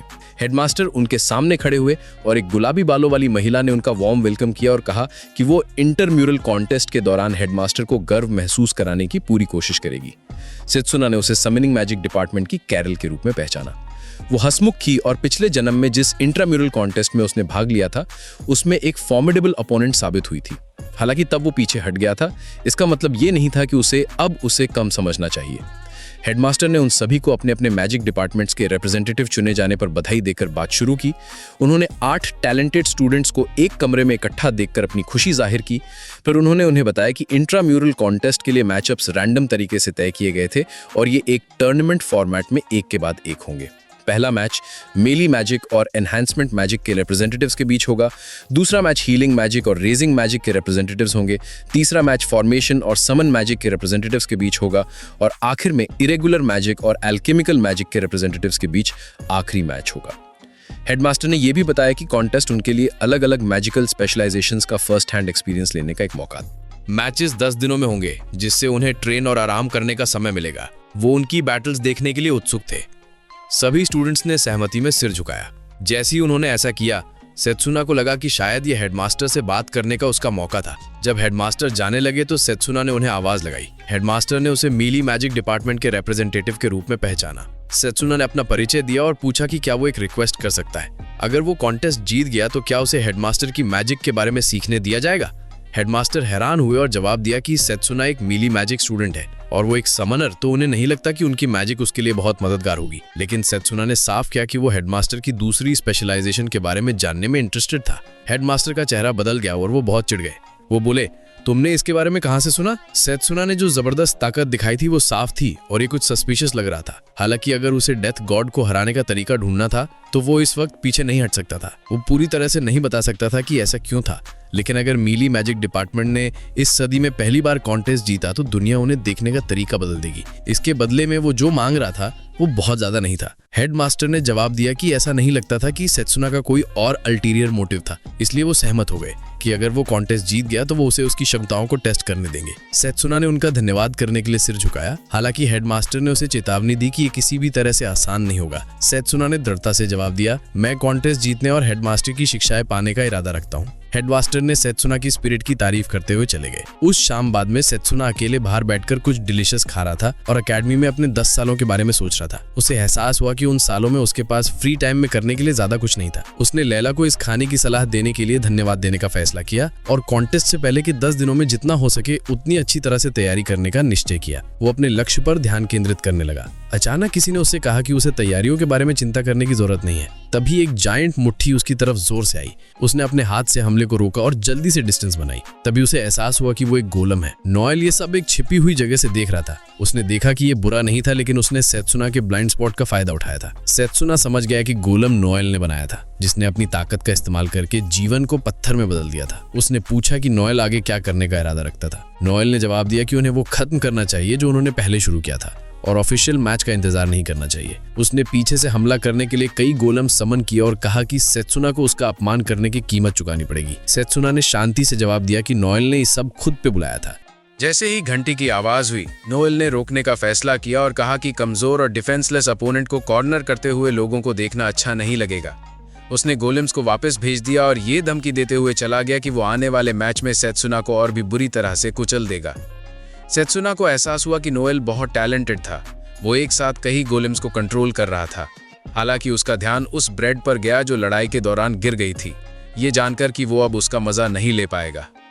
अगले दिन मेली मैजिक डिपार्टमेंट में लायनल ने स्टूडेंट्स को संबोधित किया। उसने कहा कि इंट्राम्यूरल कॉन्टेस्ट से पहले वो ड्रैगो और सेत्सुना के बीच की लड़ाई का एनालिसिस करेगा। फिर उसने उन दोनों से पूछा कि क्या उन्होंने अपनी शॉर्टकमिंग्स की पहचान कर ली थी। उन दोनों ने सहमति में सिर हिलाया। लायनल ने ड्रैगो को पहले जाने के लिए कहा। ड्रैगो ने जवाब दिया कि उसकी मैना और भावनाओं दोनों पर उसका कंट्रोल अनस्टेबल था। जब लायनल सेत्सुना की तरफ मुड़ा तो सेत्सुना ने जवाब दिया कि उसकी फिजिकल स्ट्रेंथ में कमी थी और ताकत के मामले में ड्रैगो उससे ज्यादा शक्तिशाली था। लायनल ने उनकी ईमानदारी की तारीफ की और उन्हें याद दिलाया कि अपनी कमजोरियों का सामना किए बिना आगे बढ़ना नामुमकिन है। उसने उन्हें आने वाले मैच के दौरान उन कमियों पर ध्यान केंद्रित करने के लिए एनकरेज किया। लेला ने अपना हाथ उठाया और टीचर से पूछा कि क्या मैच इंट्राम्यूरल कॉन्टेस्ट के लिए एक तरह की ट्रेनिंग के रूप में भी काम करेगा। लायनल मुस्कुराया और जवाब दिया कि ये एक अच्छा सवाल था। उसने बताया कि सेत्सुना का पहला मैच एनहांसमेंट मैजिक डिपार्टमेंट के खिलाफ होगा। सेत्सुना के अनुसार नोएल की एबिलिटी बड़ी संख्या में गोलेम्स को कमांड करने की थी और क्योंकि गोलेम्स के फिजिकल फॉर्म्स होते थे, उनसे लड़ना एक मेले मेज का सामना करने से बहुत अलग नहीं होगा। लायनल ने दोनों स्टूडेंट्स को इंस्ट्रक्शंस दिए। उसने ड्रैगो से अपनी स्पीड पर ध्यान केंद्रित करने के लिए कहा क्योंकि आने वाले मैच में वो एक ग्रुप ऑफ गोलेम्स की नकल करने के लिए कई डायरेक्शन से सेत्सुना पर हमला करेगा। जहां तक सेत्सुना की बात थी, उसे ड्रैगो के हमलों को ब्लॉक करना था और पलटवार करने का प्रैक्टिस करना था। ड्रैगो तैयार हुआ और कहा, यह पिछली बार जैसा नहीं होगा। सेत्सुना ने जवाब दिया कि वो भी यही उम्मीद कर रहा था। ड्रैगो सेत्सुना को पंच करने के लिए दौड़ा, लेकिन उसने हमले को डॉज कर दिया। ड्रैगो को लगा कि सेत्सुना ने सोचा होगा कि वो दाईं ओर से हमला करेगा, लेकिन इससे पहले कि वो रिएक्ट कर पाता, सेत्सुना पर ड्रैगो के दूसरे हाथ से हमला हुआ। सेत्सुना को एहसास हुआ कि वो थोड़ा ज्यादा स्लो था। लायनल ने ड्रैगो की तारीफ करते हुए कहा कि उसने स्पीड और ताकत के बीच एक अच्छा बैलेंस बनाया था। ड्रैगो की डिफेंस के लिए भी तारीफ की गई और लायनल ने उसे सेत्सुना के मूवमेंट्स का मुकाबला करने के लिए फुटवर्क का इस्तेमाल करने का निर्देश दिया। सेत्सुना सहमत हुआ और पीछे हट गया, ड्रैगो को पंच करने के लिए तैयार हो गया। थोड़ी देर बाद दोनों जमीन पर थक कर लेट गए। ड्रैगो ने मैच के लिए सेत्सुना को धन्यवाद दिया। लायनल उनके पास आया और कहा कि उनके मूवमेंट्स अच्छे थे। उसे यकीन था कि बस कुछ दिनों में वो गोलेम्स को बिना किसी ट्रबल के संभाल पाएंगे। उसने उन्हें पानी की बोतलें दी और सेत्सुना ने एक लेते हुए कहा, मैं अपनी गार्ड नीचे नहीं जाने दूंगा। लायनल ने देखा कि ड्रैगो की सॉलिड फाउंडेशन थी, सेत्सुना की एक्सेप्शनल इंस्टिंक्ट्स थी और दोनों बहुत तेजी से सुधार कर रहे थे। आखिरकार कॉन्टेस्ट का दिन आ गया था। दर्शक एक्साइटेड थे और होस्ट ने अनाउंसमेंट की कि ये 7-8-1वां ट्रेन रोल कॉन्टेस्ट है। एकेडमी के मैजिकल डिपार्टमेंट्स का प्रतिनिधित्व करने वाले 8 स्टूडेंट्स में से कौन सर्वोच्च रेन करेगा। सेत्सुना और नोल दोनों एक दूसरे के सामने मैच के लिए तैयार खड़े थे। होस्ट ने ऑडियंस को बताया कि वे कंटेस्टेंट्स पर बेट्स लगा सकते हैं। ज्यादातर ऑडियंस नोल पर बेट्स लगा रही थी और वे सोच रहे थे कि कोई मिली मैजिक पर क्यों बेट लगाएगा। एक लड़का जिसे सेत्सुना ने पहले हराया था उसके पास आया और कहा कि उसे बैटल जीतनी चाहिए और सबको दिखाना चाहिए कि असली बॉस कौन है। इसी बीच ऑडियंस ने देखा कि रेंज मैजिक डिपार्टमेंट से एक्टर एक आदमी के साथ आ रहा था जो अपने आने वाले मैच के बावजूद पूरी तरह से एट ईज था। यह साफ था कि इस मैच का विनर अगला एक्टर का सामना करेगा। फिर होस्ट ने अनाउंस किया कि हर मैच के लिए स्टेज रैंडमली चेंज होगा और इस मैच के लिए स्टेज एक डेजर्ट होगा। नोल ने सत्सुना को ताना मारा, लगता है लक उसके साइड नहीं है। ऑडियंस में कुछ बच्चे नोल के लिए चीयर्स कर रहे थे, ये मानते हुए कि मिली मैजिक डिपार्टमेंट से होने के कारण सेत्सुना को हराना आसान होगा। एक और लड़के ने कहा कि एकेडमी के सबसे वीकेस्ट डिपार्टमेंट के खिलाफ होना कितना अच्छा लग रहा है। ये सुनकर लेला उन पर चिल्लाई, चुप हो जाओ। उसने वादा किया कि मैच के बाद वे देखेंगे कि क्या वे अभी भी मिली डिपार्टमेंट को सबसे वीकेस्ट मानते हैं। जब वो उन पर रेज कर रही थी, लायनल ने उसे काम डाउन करने के लिए इंटरफेयर किया। आखिरकार होस्ट ने अनाउंस किया, मैच शुरू हो। नोल ने एक पत्थर उठाया और सेत्सुना से पूछा कि क्या वे जानता है कि ये क्या है। सेत्सुना ने सोचा कि क्या ये फोर्टिफाइड रॉक का टुकड़ा है। नोल ने कंफर्म किया, मोर प्रिसाइजली जब इसे रेत के साथ मिलाया जाता है तो ये गोलम्स बनाता है। जैसे कि क्यू पर फोर्टिफाइड रॉक से बना एक गोलम सामने आया जो ब्लेड्स के लिए इम्परवियस था। फिर नोल ने उसी तरह के पत्थरों से भरी एक पाउच दिखाई और उन्हें पूरे एरिया में बिखेर दिया, जिससे गोलम्स बाहर आए। नोल ने सेत्सुना से कहा, चलो देखते हैं कि तुम कब तक लास्ट कर सकते हो।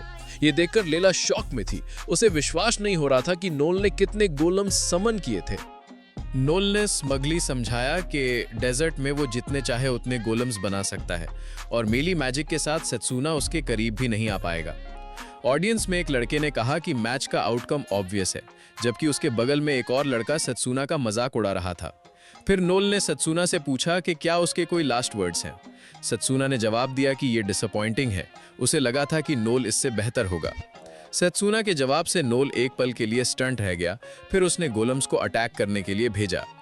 जैसे ही गोलम्स आगे बढ़े, धूल का एक बादल हवा में भर गया और नोल ने स्मगली कहा कि ये वो प्राइस है जो उसने उसे प्रवोक करने की हिम्मत करने के लिए चुकाया।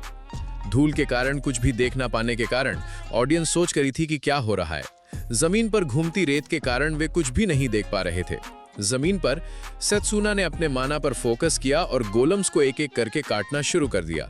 उसने मटर्ड किया, मैंने इन्हें एजेस अगो डिमोलिश करना मास्टर कर लिया था। ऑडियंस शॉक थी और यहाँ तक कि नोल भी इस डिस्प्ले से स्टन लग रहा था। नोल ने क्विकली और गोलम्स बनाए और उन्हें सेत्सुना पर चार्ज करने के लिए भेजा। सेत्सुना शांत रहा क्योंकि वो नोल के पास पहुंचा और उसने कहा, क्लोज क्वार्टर्स कॉम्बैट में कोई भी मैजिक का स्कूल मेले को नहीं हरा सकता। उसने आगे कहा, इन अदर वर्ड्स, गोलम्स अपने प्रेडिक्टेबल मूवमेंट्स के साथ मेरे लिए कोई मैच नहीं है। उसने फिर से गोलम्स को स्लैश किया जिससे नोल पैनिक हो गया। नोल चिल्लाया कि वो और बना सकता है और सेत्सुना को इतना रिडिकुलस नहीं होना चाहिए, लेकिन सेत्सुना ने अपना एडवांस जारी रखा। आखिरकार वो नोल तक पहुंच गया। उसने कहा, seems luck was not on his side, और एक पंच दिया जिससे नोल फ्लाइंग बैक हो गया। ऑडियंस में एक लड़का सोच रहा था कि क्या हुआ था, जबकि उसके बगल की महिला धूल के कारण कुछ भी नहीं देख पाई। ऑडियंस ने ग्राउंड को घूरना शुरू कर दिया, मैच की प्रोग्रेस को समझने और विनर को डिटरमिन करने की कोशिश कर रहे थे। जैसे ही धूल छटी, उन्होंने देखा कि विनर सेत्सुना था। सेत्सुना जोर जोर से सांस लेते हुए अपने आप से सोचा कि वो पहला मैच आसानी से जीत गया।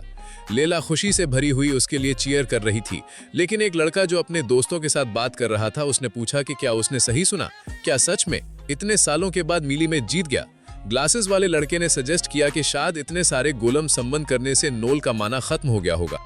कई स्टूडेंट स्पेक्यूलेट कर रहे थे कि क्या हुआ था, ये सोच रहे थे कि सेत्सुना कैसे जीत गया। साइलस खुश नहीं लग रहा था और उसने कहा कि नोल इसलिए नहीं हारा क्योंकि उसने कोई मिस्टेक की थी, बल्कि इसलिए क्योंकि सेत्सुना उससे सिंपली ज्यादा स्किल्ड था। उसके बगल के स्टूडेंट ने रिमार्क किया कि मेले मैजिक रिप्रेजेंटेटिव के साथ बैटल एक्सपेक्टेड से ज्यादा इंटरेस्टिंग निकली, लेकिन सजेस्ट किया कि सेफगार्ड्स लगाए जाने चाहिए थे। सेकंड बैटल शुरू हुआ और ये एक फियर्स वन था। मैच देखने के बाद सेत्सुना लेला के पास गया और उसने उसकी कॉम्प्लीमेंट की, ये पूछते हुए कि क्या वो अगला मैच देखने जा रहा है। उसने जवाब दिया कि वो जाएगा, एक्सप्लेन करते हुए कि इससे उसे अपकमिंग बैटल्स के लिए प्रिपेयर करने में मदद मिलेगी। वो जानता था कि सेकंड मैच समन मैजिक और फॉर्मेशन मैजिक रिप्रेजेंटेटिव्स के बीच था। होस्ट ने अनाउंस किया कि समन मैजिक रिप्रेजेंटेटिव कैरल का अपर हैंड था, जबकि फॉर्मेशन मैजिक रिप्रेजेंटेटिव अपने अपोनेंट के साथ डिस्टेंस को क्लोज करने की कोशिश कर रहा था। बैटल देखते हुए सेत्सुना ने सोचा कि भले ही फॉर्मेशन मैजिक रिप्रेजेंटेटिव हार रहा था, उसकी मूव्स इंप्रेसिव थीं और मेले मैजिक के खिलाफ बैटल में उन्हें ट्राई करना वर्थ था।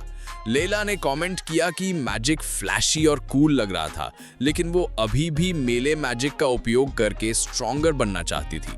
फिर सेत्सुना ने पूछा कि उसने मेले मैजिक क्यों चुना, क्योंकि उसमें दूसरे स्कूल्स ऑफ मैजिक में भी पोटेंशियल रहा होगा। तब लेला ने एक चाइल्डहुड इंसिडेंट शेयर किया। उसने एक्सप्लेन किया कि जब वो अपने छोटे भाई के साथ खेल रही थी तो उन पर एक बेर ने अटैक कर दिया था। उस मोमेंट में उसने सोचा कि वे खत्म हो चुके हैं, लेकिन एक मेले मेज उनकी रेस्क्यू के लिए आया। उसे वो मेज इतना कूल और स्ट्रॉन्ग लगा और उसने तभी डिसाइड किया कि वो उसकी तरह बनना चाहती है, दूसरों की मदद करने के लिए इनफ स्ट्रॉन्ग बनने के लिए। उसने एडमिट किया कि ये चाइल्डिश साउंड करता है और उसे थोड़ी एम्बैरेसमेंट थी। सेत्सुना ने उसे रियश्योर किया, ये बिल्कुल भी चाइल्डिश नहीं है। जब लोगों के मन में कोई गोल होता है तो वे इन्फिनिटली स्ट्रॉन्गर बन सकते हैं। लेला ने पूछा, क्या तुम सच में ये बिलीव करते हो? जिस पर उसने नॉड किया। उसी मोमेंट लियो सेत्सुना से मिलने आया। सेत्सुना ने सोचा कि लियो रेंज मैजिक डिपार्टमेंट का सबसे स्किल्ड स्टूडेंट है, सेकंड ओनली टू हिमसेल्फ। लियो ने सेत्सुना की उसके मैच पर कॉम्प्लीमेंट की, ये एक्नॉलेज करते हुए कि भले ही वो मेले मैजिक डिपार्टमेंट से था, सेत्सुना की पावर इंप्रेसिव थी। फिर उसने उस लड़की के बारे में पूछा जो सेत्सुना के बगल में बैठी थी। लियो रुका, मानो वो अपने वर्ड्स के बारे में अनश्योर हो, और पूछा कि क्या वे एक दूसरे को अंडरस्टैंड करते हैं। सेत्सुना लियो के सवाल से कंफ्यूज था। लेला ने क्विकली जवाब दिया, वो नहीं है जो तुम सोचते हो, और जाने के लिए खड़ी हो गई। जैसे ही वो दूर गई, उसने सोचा कि क्या लियो सेत्सुना का दोस्त था, और सजेस्ट किया कि उन्हें एक साथ बैठना चाहिए और बाकी मैचेस का एंजॉय लेना चाहिए। सेत्सुना उसकी रिएक्शन से कंफ्यूज रह गया कि क्या हुआ था। लियो सेत्सुना के बगल में बैठ गया और सेत्सुना ने पूछा कि एक्टार रेंज डिपार्टमेंट का मैजिक रिप्रेजेंटेटिव क्यों बन गया उसके बजाय। सेत्सुना ने सरप्राइज व्यक्त किया क्योंकि लियो स्पष्ट रूप से बहुत स्किल्ड था। लियो का मूड शिफ्ट हो गया और वो थोड़ा सैड हो गया। उसने एक्सप्लेन किया कि ये कोई एक्सक्यूज नहीं है, लेकिन एक्टार इनक्रेडिबली स्नीकी था। लियो ने कन्फाइड किया कि एक्टार ने उसे ट्रिक किया था कि वो स्टेप डाउन करे और डिपार्टमेंट के लिए रिप्रेजेंटेटिव की रोल ले ले। लियो ने सेत्सुना को एक्टार से डील करते समय कॉशियस रहने और अपने गार्ड को नीचे ना करने के लिए अर्ज किया। सेत्सुना ने गेस किया कि एक्टार उस तरह का इंसान था जो चाहता है उसे पाने के लिए कुछ भी करेगा, इसलिए उसे उसका सामना करते समय केयरफुल रहना होगा। फिर सीन एक्टार पर शिफ्ट हुआ, जो एक स्ट्रेंज स्माइल के साथ फूलों के एक बॉक्स को देख रहा था। टूर्नामेंट के दौरान होस्ट ने अनाउंस किया कि highly anticipated second round of the in trial contest का पहला मैच रेंज मैजिक और मेले मैजिक के बीच होगा। इस स्टेज पर जिस मोमेंट एक कंपेटिटर गिरेगा, न केवल वो मैच हारेगा बल्कि उसे एक पनिशिंग स्कोरिंग सिस्टम का भी सामना करना पड़ेगा। ड्रैगो लायनल के बगल में बैठा ये मेंशन किया कि उसके लिए एक्टार के करीब जाना भी मुश्किल होगा। लायनल ने कमेंट किया कि इस मैच में ड्रैगो भी डिसएडवांटेज में होगा। एक्टार साइलस के साथ बैठा उस इंप्रेसिव स्टेज पर रिमार्क कर रहा था जो उसने मैच के लिए तैयार किया था, जैसा कि रेंज मैजिक डिपार्टमेंट के हेड से एक्सपेक्टेड था। साइलस ने ऐड किया कि वो सेत्सुना को अपने डिसीजन पर बिटरली रिग्रेट करवाएगा और महसूस करवाएगा कि मेली मैजिक चुनना कितना फूलिश था। एक्टार ने जवाब दिया कि रिग्रेट तभी पॉसिबल होगा जब सेत्सुना मैच शुरू कर पाएगा। होस्ट ने अनाउंस किया कि मैच शुरू होने का टाइम करीब है, लेकिन सेत्सुना अभी तक कहीं दिखाई नहीं दे रहा था। अगर वो अगले 5 मिनट में नहीं आया तो रेंज मैजिक डिपार्टमेंट ऑटोमेटिकली जीत जाएगा और अगले राउंड में प्रोसीड करेगा। लायनल और ड्रैगो दोनों इस न्यूज से शॉक थे। फिर सीन 10 मिनट पहले कंटेस्टेंट वेटिंग रूम में शिफ्ट हुआ। लाइला ने डोर पर नॉक किया, फिर अंदर एंटर किया और पूछा कि सेत्सुना कैसा फील कर रहा है, उसकी वेलबींग के बारे में कंसर्न्ड। उसने जवाब दिया कि वो हमेशा की तरह ठीक है और उसे उसके सामने रखे वेस को देखने के लिए कहा। जैसे ही उसने देखा, उसने एक्सप्लेन किया कि ये एक मैजिकल आर्टिफैक्ट है जो टच से एक्टिवेट होता है। जिस मोमेंट वो इसके कांटेक्ट में आई, ये उसके माना की एक लार्ज अमाउंट एब्जॉर्ब कर लेगा। शॉक्ड होकर उसने सोचा कि ऐसी डेंजरस ऑब्जेक्ट यहाँ क्यों रखी गई थी। उसने उसे बताया कि ये मैच से पहले उसे इनकैपेसिटेट करने के लिए थी, जो उसकी लाइफ पर 7th अटेम्प्ट को मार्क करता है। उसने पूछा कि क्या उसे इससे हर्ट हुआ, जिस पर उसने उसे रीअश्योर किया कि वरी ना करे क्योंकि उसने सब कुछ टेक केयर कर लिया था। वो जानता था कि ये एक्टार का काम था जो मेटिकुलस था, जिसने कोई ट्रेसेस नहीं छोड़े थे जो उसकी तरफ पॉइंट कर सके। अचानक डोर पर नॉक हुआ। 3 बच्चे एक बुके लिए हुए एंटर हुए और लाइला से इसे सेत्सुना को डिलीवर करने के लिए कहा। लाइला ने सोचा कि बच्चे यहाँ क्या कर रहे थे। एक लड़के ने एक्सप्लेन किया कि उन्हें एक आदमी ने इसे डिलीवर करने के लिए भेजा था। जब उन्होंने चारों ओर देखा तो उन्होंने महसूस किया कि कोई नहीं था। लाइला ने सोचा कि अगर सेत्सुना को खुद बुके मिला होता तो बेटर होता। लड़के ने मेंशन किया कि जिस पर्सन ने उन्हें डिलीवर करने के लिए कहा था वो काफी इंसिस्टेंट था। जैसे ही बुके पकड़े हुए बच्चों में से एक को डिजी फील होने लगा और उसने उसे गिरा दिया। सेत्सुना ने उसकी गर्दन पर कुछ मार्क्स देखे जो उसे वॉर के दौरान देखी गई किसी चीज की याद दिलाते थे। उसने तुरंत बुके को किक करके दूर फेंक दिया। अलार्म्ड लेला ने पूछा कि क्या गलत था। सेठसुना ने एक्सप्लेन किया कि फूल एक पॉइजनस प्लांट वेनम से थे। बच्चों की कंडीशन अच्छी नहीं लग रही थी और सेठसुना एंगर से भर गया। उसने अपने आप से रेज में मटर किया कि कुछ लोग रिलेशनशिप्स को मैनिपुलेट करने के लिए कितनी दूर जा सकते हैं। वो जानता था कि अगर बच्चों का तुरंत ट्रीटमेंट नहीं किया गया तो वे सर्वाइव नहीं कर पाएंगे, लेकिन वो ये भी समझता था कि केवल एक हीलिंग मेज ही पॉइजन को प्रॉपरली आइडेंटिफाई और ट्रीट कर सकता है। लेला भी इक्वली कंसर्न थी और उसने कहा कि उनकी लाइव्स डेंजर में थी। सेठसुना ने जल्दी से लेफ्ट किया और उसे बच्चों से भी दूर रहने के लिए कहा, क्योंकि बहुत करीब रहने से वो भी पॉइजन के संपर्क में आ सकती थी। लेला ने उसे अश्योर्ड किया कि वो ठीक रहेगी।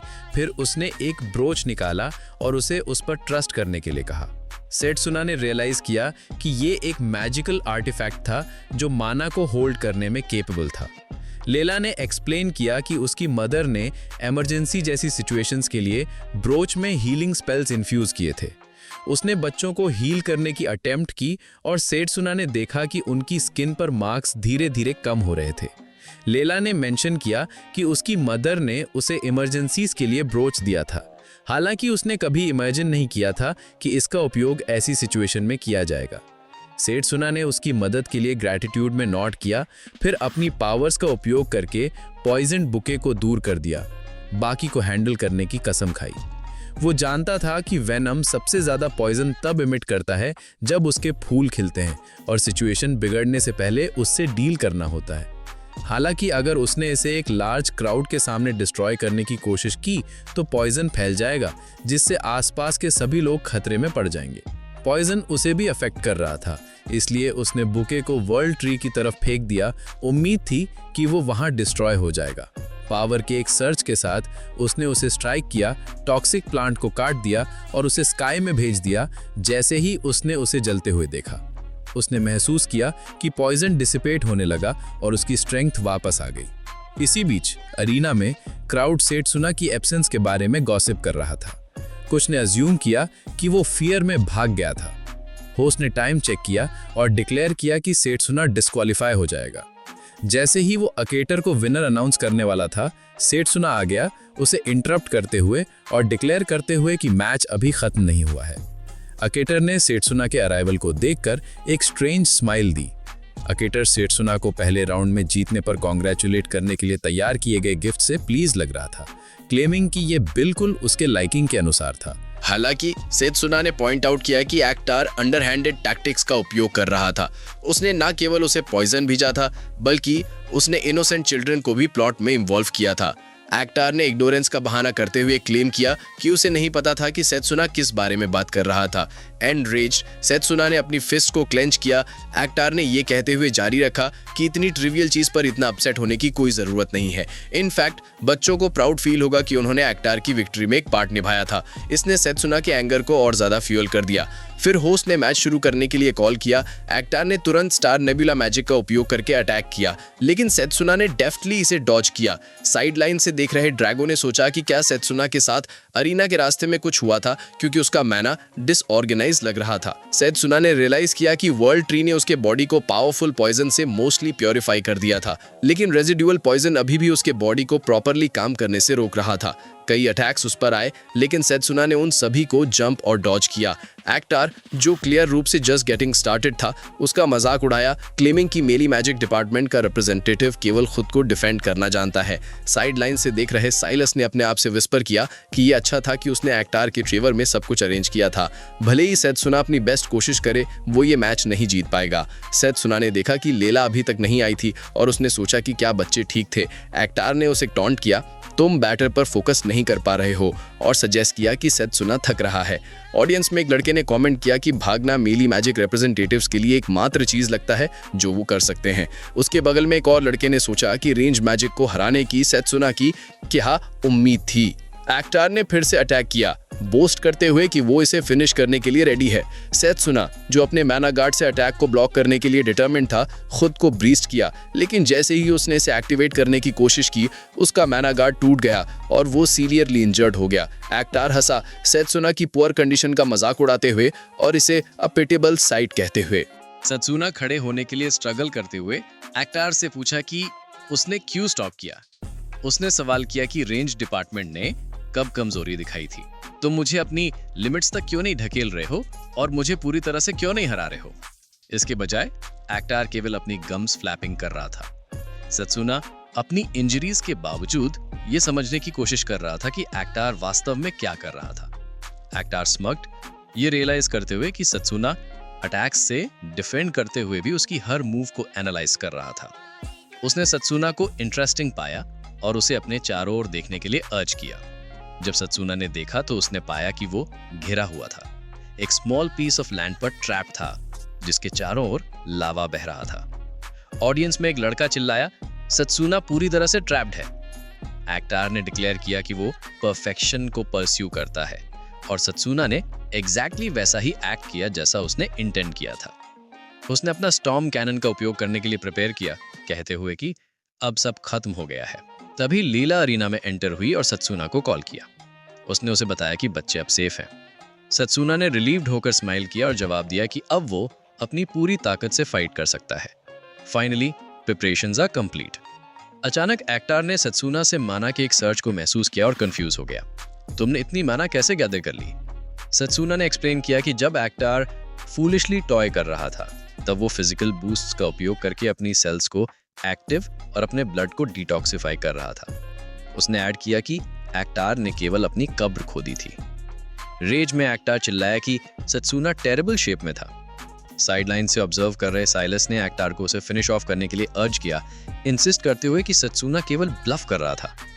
एक्टर ने अपना अटैक रिलीज किया, लेकिन सेत्सुना जानता था कि वो ऑलमोस्ट आउट ऑफ माना था। तो उसके पास केवल एक लास्ट स्ट्राइक बची थी। अपनी स्ट्रेंथ के लास्ट का समनिंग करते हुए उसने एक्टर के अटैक को अपनी सोर्ड से डिफ्लेक्ट किया। इस सडन मूव ने ड्रैगो और एक्टर दोनों को शॉक कर दिया। सेत्सुना द्वारा रीडायरेक्ट किया गया अटैक अब सीधे एक्टर की तरफ जा रहा था। उसने अपनी मैजिक को नलिफाई किया और सेत्सुना को टॉन्ट किया, क्या तुम सच में सोचते हो कि मैं बस खड़ा रहूंगा और तुम्हें हिट करने दूंगा? एक्टर ने क्लेम किया कि जो आज खुद को बैरी करेगा वो सेत्सुना था। हालांकि जब एक्टर ने चारों तरफ देखा तो उसने रियलाइज किया कि सेत्सुना ने ऑलरेडी उसके और उसके बीच की डिस्टेंस को क्लोज कर दिया था। स्वॉर्ड हाथ में थी। सेत्सुना ने स्मर्क किया और एक्टर से कहा कि वो वही था जिसने उसे अंडर एस्टिमेट किया था। टेरिफाइड एक्टर ने मर्सी की भीख मांगी, प्रोफ्यूजली अपोलोजाइज करते हुए, लेकिन सेत्सुना ने उसे अपनी स्वॉर्ड से एक ब्रूटल लैश दी जिससे वो ग्राउंड पे गिर गया। सेत्सुना ने कोल्डली कहा, तुम्हें उन बच्चों से अपोलोजाइज करना चाहिए, मुझसे नहीं। होस्ट ने सेत्सुना को मैच का विनर अनाउंस किया। हालांकि जैसे ही सब लोग चीयर करने लगे, उनके नीचे की जमीन अचानक हिलने लगी और खिसकने लगी। सेत्सुना और एक्टर दोनों गिरने वाले थे और उन्हें गिरता देख भीड़ चौंक गई। गिरते हुए सेत्सुना ने महसूस किया कि एक्टर पहले ही अनकॉन्शियस हो चुका था और जिस तरह से वे गिर रहे थे वो सच में खतरे में पड़ जाएगा। अपनी पावर्स का इस्तेमाल करते हुए सेत्सुना ने अपना बैलेंस वापस पाया और एक्टर को और नीचे गिरने से ठीक पहले पकड़ लिया। उसे लगा कि कहीं वो बहुत देर तो नहीं हो गया। तभी कैरोल आई और उन्हें बचाने के लिए अपने समन्ड बीस्ट फेंडर को बुलाया। सेत्सुना समझ गया कि ये कैरोल की समनिंग मैजिक थी। फेंडर को उन्हें बचाने के लिए सूप करते देख ऑडियंस ने चीयर किया। कैरोल ने फेंडर की तारीफ की और एक मुस्कान के साथ सेत्सुना की तरफ मुड़ी, उम्मीद करते हुए कि उसे उनका बीच में आना बुरा नहीं लगा होगा। सेत्सुना ने मदद के लिए उसका धन्यवाद किया, ये सोचते हुए कि कैरोल निसंदेह इनान आरो कॉन्टेस्ट जीतने के लिए एक फेवरेट थी। वो एक फॉर्मिडेबल ओपोनेंट थी और वो जानता था कि उसे अपनी आने वाली बैटल के लिए पूरी तरह से तैयारी करनी होगी। सेत्सुना की जीत पर ऑडियंस अभी भी सदमे में थी। एक लड़के ने कमेंट किया कि ये केवल शेयर लक नहीं हो सकती, जबकि एक लड़की ने कहा कि आउटकम पूरी तरह से अनप्रेडिक्टेबल था। हेडमास्टर भी मैच देख रहे थे। साइलस एक्टर पर फ्यूरियस था, उसे यूजलेस फूल कह रहा था और कसम खाई कि सेत्सुना को अपनी जीत पर पछतावा होगा। जब सेत्सुना लाया, ड्रैगो और लेनाल के साथ मिला तो लाया ने उसकी तारीफ की। ड्रैगो ने भी जो कुछ हुआ था उसके बारे में सुनकर सेत्सुना की तारीफ की। सेत्सुना ने बच्चों के बारे में पूछा तो लाया ने उसे भरोसा दिलाया कि वे इन्फर्मरी में आराम कर रहे हैं और बहुत जल्द पूरी तरह से ठीक हो जाएंगे। सेत्सुना ये सुनकर रिलीव्ड हो गया कि बच्चे ठीक थे, क्योंकि उसे उनकी बहुत चिंता थी। तभी उसने एक अजीब सा सेंसेशन महसूस किया और देखने के लिए पीछे मुड़ा। लाया ने पूछा कि क्या हुआ, लेकिन उसने कहा कि कुछ नहीं। उसने बस कहीं से तीव्र ब्लड लास्ट का एक ब्रीफ मोमेंट महसूस किया था और वो सोच रहा था कि एकेडमी में क्या हो रहा है। उसी शाम बाद में सेत्सुना जंगल में कुछ चट्टानों के पास खड़ा था और सोच रहा था कि फाइनल मैच से पहले उसके पास सिर्फ एक हफ्ता बचा है। उसे टूर्नामेंट के दौरान महसूस हुई ईरी मैजिक भी याद आई और वो जानता था कि उसे और भी स्ट्रांग बनने की जरूरत है। तभी लेनाल वहां आया, ये सोचते हुए कि सेत्सुना ने उसे इतनी सिक्योर्ड जगह पर मिलने के लिए क्यों बुलाया था। सेत्सुना ने जवाब दिया कि वो लेनाल से एक स्पेल सीखना चाहता था जिसमें उसकी बहुत दिलचस्पी थी। यागिड लेनाल्स कॉमेट फिस्ट। लेनाल हंसा और कहा कि लोग उसे इसी नाम से पुकारते थे और पूछा कि सेत्सुना ने इसके बारे में कहां से सुना। सेत्सुना ने मुट्ठी भींचे ये महसूस करते हुए कि यही वो लेजेंडरी नाम था जो उसने पास्ट में लौटने से पहले मेज आर्मी में अपने समय के दौरान सुना था। कॉमेट फिस्ट एक मेली मेज का नाम था जिसने अकेले ही एक भयानक ड्रैगन को एक ही वार में हरा दिया था। हालांकि जब वो आर्मी में शामिल हुआ तो वो मेज पहले ही गायब हो चुका था। ये केवल एक एजुकेटेड गेस था, लेकिन सेत्सुना को अब यकीन हो गया था कि डिपार्टमेंट हेड असल में लायनल था। लायनल के पास जाकर सेत्सुना ने अपना निश्चय व्यक्त किया कि वो उसकी मैजिक सीखने के लिए तैयार हो गया। लायनल ने समझाया कि द कॉमेट फिस्ट एक एंशिएंट टेक्निक थी। सेत्सुना ने जवाब दिया कि इससे उसे फर्क नहीं पड़ता था। लायनल वो सबसे स्ट्रॉन्ग मेली मेज था जिसे उसने कभी देखा था। लायनल सोच रहा था कि सेत्सुना इतना डेस्परेट होकर स्ट्रॉन्ग क्यों बनना चाहता था। जहां तक लायनल बता सकता था, सेत्सुना पहले से ही कैपेबल था। सेत्सुना ने जवाब दिया कि ये इनफ नहीं था। वो अब किसी से हारना नहीं चाहता था, भले ही उसका अपोनेंट इनविंसिबल ही क्यों ना हो। लायनल हंसा। सेत्सुना को एक इंटरेस्टिंग लड़का कह रहा था। वो उसे सिखाने के लिए सहमत हो गया, लेकिन ये भी चेतावनी दी कि ये कोई ऐसी टेक्निक नहीं थी जिसे किसी स्टूडेंट को अभी सीखना चाहिए। लायनल ने अपने हाथ में माना जमा करना शुरू किया और सेत्सुना एक इनक्रेडिबल अमाउंट ऑफ एनर्जी को कॉन्सेंट्रेट होते हुए महसूस कर सकता था। लायनल ने समझाया कि जो टेक्निक वो दिखाने वाला था उसे कॉमेट फिस्ट कहा जाता था। उसने इसका 2 बार से ज्यादा इस्तेमाल नहीं किया था क्योंकि इसमें ट्रिमेंडस अमाउंट ऑफ माना खर्च होता था, लेकिन उसे सिर्फ एक पंच की जरूरत थी। उसने सेत्सुना से ध्यान से देखने को कहा। जमीन पर एक ही पंच से लायनल ने इतना प्रेशर छोड़ा कि आसपास का इलाका तबाह हो गया, जिससे डेब्रिस हर दिशा में उड़ने लगा। सेत्सुना औ में था और कहा कि यह उसकी इमेजिनेशन से कहीं परे था। लाया ने समझाया कि इस टेक्निक के लिए मैसिव अमाउंट ऑफ माना को एक पॉइंट पर फोकस करना पड़ता है, जिससे टूर्नामेंट्स में एक एक बैटल में इसका इस्तेमाल करना मुश्किल हो जाता है। उसने सेत्सुना से पूछा कि क्या वो अभी भी इसे सीखना चाहता था। सेत्सुना ने ईगर होकर जवाब दिया कि वो इसका इंतजार कर रहा था। लायन ने उसे सिखाना शुरू करने की सहमति दे दी और उसे अपने पीछे आने के लिए कहा। फिर सीन कैरोल पर चला गया, जो एक आदमी के साथ टी का आनंद ले रही थी, जिसने उसे फाइनल राउंड में आगे बढ़ने पर बधाई दी। उसने उसका धन्यवाद किया और उसने पूछा कि क्या उसे विश्वास है कि वो मेली मैजिक डिपार्टमेंट के रिप्रेजेंटेटिव को हरा सकती है। कैरोल ने मुस्कुराते हुए कहा कि कोई नहीं जानता कि आउटकम क्या होगा, लेकिन वो अपना बेस्ट करने की प्लानिंग कर रही थी। जैसे ही उस आदमी ने अपनी टी खत्म की, कैरोल ने उसे एक और कप देने की पेशकश की। जब वो उसे लाने के लिए उठी तो उस आदमी ने डिस्क्रीटली एक कार्ड निकाला और उस पर उसे इस्तेमाल किया। उसने उसकी गर्दन के पीछे एक एम्ब्लेम बना दिया और वो गिर गई। उस आदमी ने स्मर्क करते हुए सोचा कि ये आइडियल होगा अगर कैरल सेत्सुना को हरा सकती। हालांकि अगर ऐसा नहीं हुआ तो वो दोनों से डील करेगा। सेत्सुना ने ट्रेनिंग जारी रखी, ये सोचते हुए कि क्या वो तैयार था। लायनल शॉक था कि सेत्सुना ने इसे सिर्फ 1 हफ्ते में परफेक्ट कर लिया था। उसे लगा था कि इसमें महारत हासिल करने में उसे सालों लग जाएंगे। लायनल ने फिर सेत्सुना से कहा कि वो पास हो गया था, जिससे कॉमेट फिस्ट या चार्ज बुलेट लेसन्स का अंत हो गया। ये फाइनल मैच का दिन था और ऑडियंस अरीना में इकट्ठा हो गई थी। होस्ट ने अनाउंस किया कि एल्मरिज मेज एकेडमी 781 इंट्रल कॉन्टेस्ट का फाइनल मैच आ गया है। पहली कंटेस्टेंट समनिंग मैजिक डिपार्टमेंट की कैरल थी, जिसने बैक टू बैक विक्ट्रीज हासिल की थी। उसकी अपोनेंट वो थी जिसने उस साल कॉन्टेस्ट को हिलाकर रख दिया था, मीली मैजिक डिपार्टमेंट का सेत्सुना। स्टूडेंट्स अनश्योर थे कि कौन जीतेगा, लेकिन एक लड़के को विश्वास था कि कैरल जीतेगी, क्योंकि उसने अब तक हर मैच में डोमिनेट किया था। लड़की ने कहा कि सेत्सुना भी स्ट्रांग था और उसका पिछला मैच देखने के बाद वो पूरी तरह से उसके लिए रूटिंग कर रही थी। 3 छोटे बच्चे भी सेत्सुना के लिए चीयर कर रहे थे। मैच गॉडेसेस रूइंस में होने वाला था और बैटल की फियर्स इंटेंसिटी को ध्यान में रखते हुए एक फॉर्मेशन मेज ने स्टेज के चारों ओर एक पावरफुल बैरियर बना दी थी। लायनल के साथ लेलो ने यह देखा और रिमार्क किया कि एक फेयर फाइट थी। लायनल भी मैच के बारे में सोच रहा था और सेत्सुना ने हेडमास्टर की तरफ देखा और सोचा कि उसे दूसरा मैजिक स्पेशलाइजेशन सिखाने का अपना प्रॉमिस निभाना चाहिए। कैरल ने कहा कि ऐसा लगता है कि सेत्सुना ने इस मैच के लिए पूरी तरह से तैयारी कर ली थी। क्या तुम फेनरिर को समन करने और सेत्सुना को पूरी ताकत से फाइट करने के लिए चैलेंज करने की प्लानिंग कर रही थी? होस्ट ने लॉन्ग अवेटेड फाइनल मैच के स्टार्ट की अनाउंस की। कैरल ने फेनरिर को समन किया और सेत्सुना पर अटैक करने की तैयारी करते हुए उस पर सवार हो गई। सेत्सुना ने डॉज करने के लिए छलांग लगाई, ये सोचते हुए कि क्या फेनरिर का अटैक ग्लेशियल बॉम्ब था जिसमें स्नो फ्लरीज भरी हुई थीं।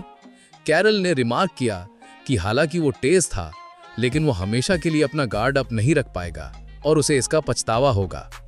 फेनरिर ने फिर से अटैक किया और सेत्सुना ने अपनी स्पीड को 10 गुना बढ़ाने के लिए अपने फिजिकल एम्पलीफायर को एक्टिवेट कर दिया।